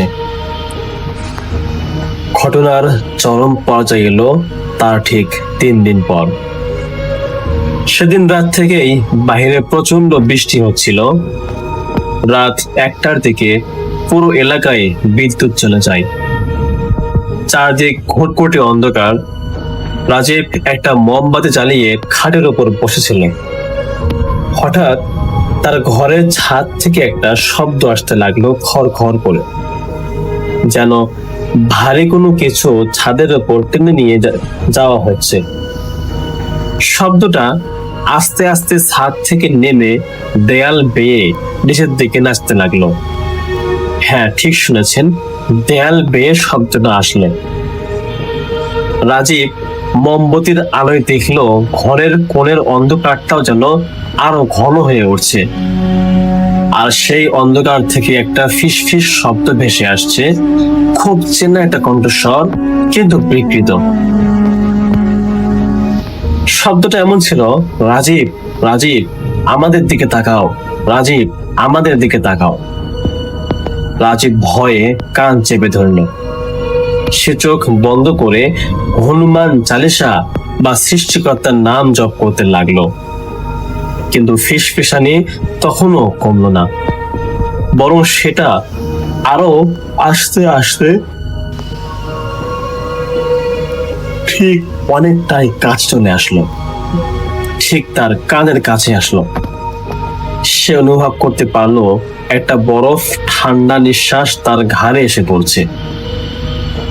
বাতাসের গন্ধটা মুহূর্তের মধ্যেই বদলে গেল। পচা মাংস আর পুরনো মাটির একটা ঝাপসা গন্ধ ঘরটা পুরো ভরে ফেলল। সাহস সঞ্চয় করে রাজীব চোখ খুলল, আর চোখ খুলেই সে যা দেখল তা তার জীবনের সবচেয়ে বড় দুঃস্বপ্ন ছিল। তার খাটের ঠিক ওপরের সিলিং থেকে উল্টো হয়ে একটা শরীর ঝুলে আছে। তার হাত পা গুলো অদ্ভুত কোনো বাঁকানো, লম্বা লম্বা চুলগুলো নিচের দিকে ঝুলছে, আর সেই চুলগুলোর ফাঁক দিয়ে দুটো জল জল লাল চোখ সরাসরি রাজীবের দিকে তাকিয়ে আছে। তার মুখটা আস্তে করে হা হতে লাগলো, চোয়ালটাও ঝুলে গেল প্রায় বুক পর্যন্ত। সেখান থেকে লালা ঝরছিল। সে তার কুৎসিত কালো হাতটা রাজীবের বুকের দিকে বাড়িয়ে দিল, কিন্তু রাজীব আর পারল না। সে তার জীবনের সর্বোচ্চ শক্তি দিয়ে একটা চিৎকার দিল এবং খাট থেকে লাফ দিয়ে অন্ধকারের মধ্যেই দরজার দিকে দৌড় দিল। পিছন থেকে একটা বিকট আনুমাসিক হাসি দিল। হাসির শব্দে সারা বাড়িতে প্রতিধ্বনি হচ্ছিল। সে মেইন দরজা খুলে ঝড়ের মধ্যেই উঠোনে এসে আছাড় খেয়ে পড়ল। সে আর পিছনে ফিরে তাকায়নি। সে রাতে প্রতিবেশীরা তাকে উদ্ধার করে। রাজীব বেঁচে গিয়েছিল। ঠিক পরের দিন সে দিনের আলোয় তার সব জিনিস নিয়ে সে বাড়ি ছেড়ে চলে আসে। পরবর্তী জানা যায় ওই বাড়িতে বহু বছর আগে এক নিঃসঙ্গ মানুষের রহস্যময় মৃত্যু হয়েছিল, যার লাশটা পাওয়া গিয়েছিল ঘরের সিলিং ফ্যানের সাথে ঝুলন্ত অবস্থায়, ঠিক উল্টো হয়ে। রাজীব হয়তো বেঁচে গেছে, কিন্তু আজও কোনো অমাবস্যার রাতে বিদ্যুৎ চলে গেলে রাজীব আর একা ঘুমাতে পারে না। তার মনে হয় অন্ধকার ঘরের সিলিং থেকে কেউ একজন উল্টো হয়ে তার দিকে তাকিয়ে ফিস ফিস করে বলছে, রাজীব, আমার দিকে তাকাও। যাই হোক ভাইয়া, আজকের গল্পটা এখানে শেষ। কেমন লাগলো আজকের ঘটনাটি? আপনারা অবশ্যই একটি নিশুতি রাতের অভিজ্ঞতা আছে, কমেন্ট করে আমাদের জানাবেন। আর হ্যাঁ, ঘুমানোর আগে আপনার ঘরের জানালাটা ভালো করে বন্ধ করছেন তো একটু চেক করে নিন। কে জানে, হয়তো কেউ আপনার অপেক্ষায় অন্ধকারে দাঁড়িয়ে আছে। ব্যবস্থা করেন। দেখা হচ্ছে পরবর্তী কোন এপিসোডে। আজকের মতো এখানেই বিদায়। আল্লাহ হাফেজ। কোনোদিন কোনো অলৌকিক আলো বা ছায়া কিংবা সে রহস্যময় ঝুনঝুনির শব্দ শোনা যায়নি। সবকিছু চিরতরে শান্ত হয়ে গিয়েছিল। পরবর্তী সময়ে ওনাদের সেই দ্বিতীয় মেয়েটিও সুস্থভাবে বড় হয় এবং ধুমধাম করে ওনার বিয়ে হয়ে যায়। বর্তমানে অবশ্য লোকমান ভাইয়েরা সেই পুরনো বাড়িটি বিক্রি করে দিয়ে অন্য এলাকায় চলে গেছেন এবং সেখানেই সুখে আছেন। আজকের গল্পটি একটি সম্পূর্ণ সত্যি এবং সত্য ঘটনা। এই ঘটনা যতটুকু আমি নিজে দেখেছি তার চেয়েও বেশি আমার মা বাবার মুখ থেকে নিখুঁতভাবে শুনেছি। আমাদের এলাকার পুরনো মুরব্বী যারা আছেন তারা সবাই অলৌকিক ঘটনাটি খুব ভালো করে জানেন। হয়তো আমি গুছিয়ে লিখতে পারিনি, তবে ঘটনাটি শতভাগ সত্য।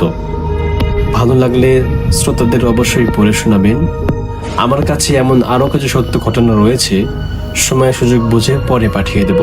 ভালো থাকবেন। ভূত FM এর পরে পুরো টিমের জন্য রইল অনেক অনেক অনেক ভালোবাসা এবং শুভকামনা। ধন্যবাদ আনতে সারোয়ার হোসেন শাহিন, থানাপাড়া, লালমনিরহাট।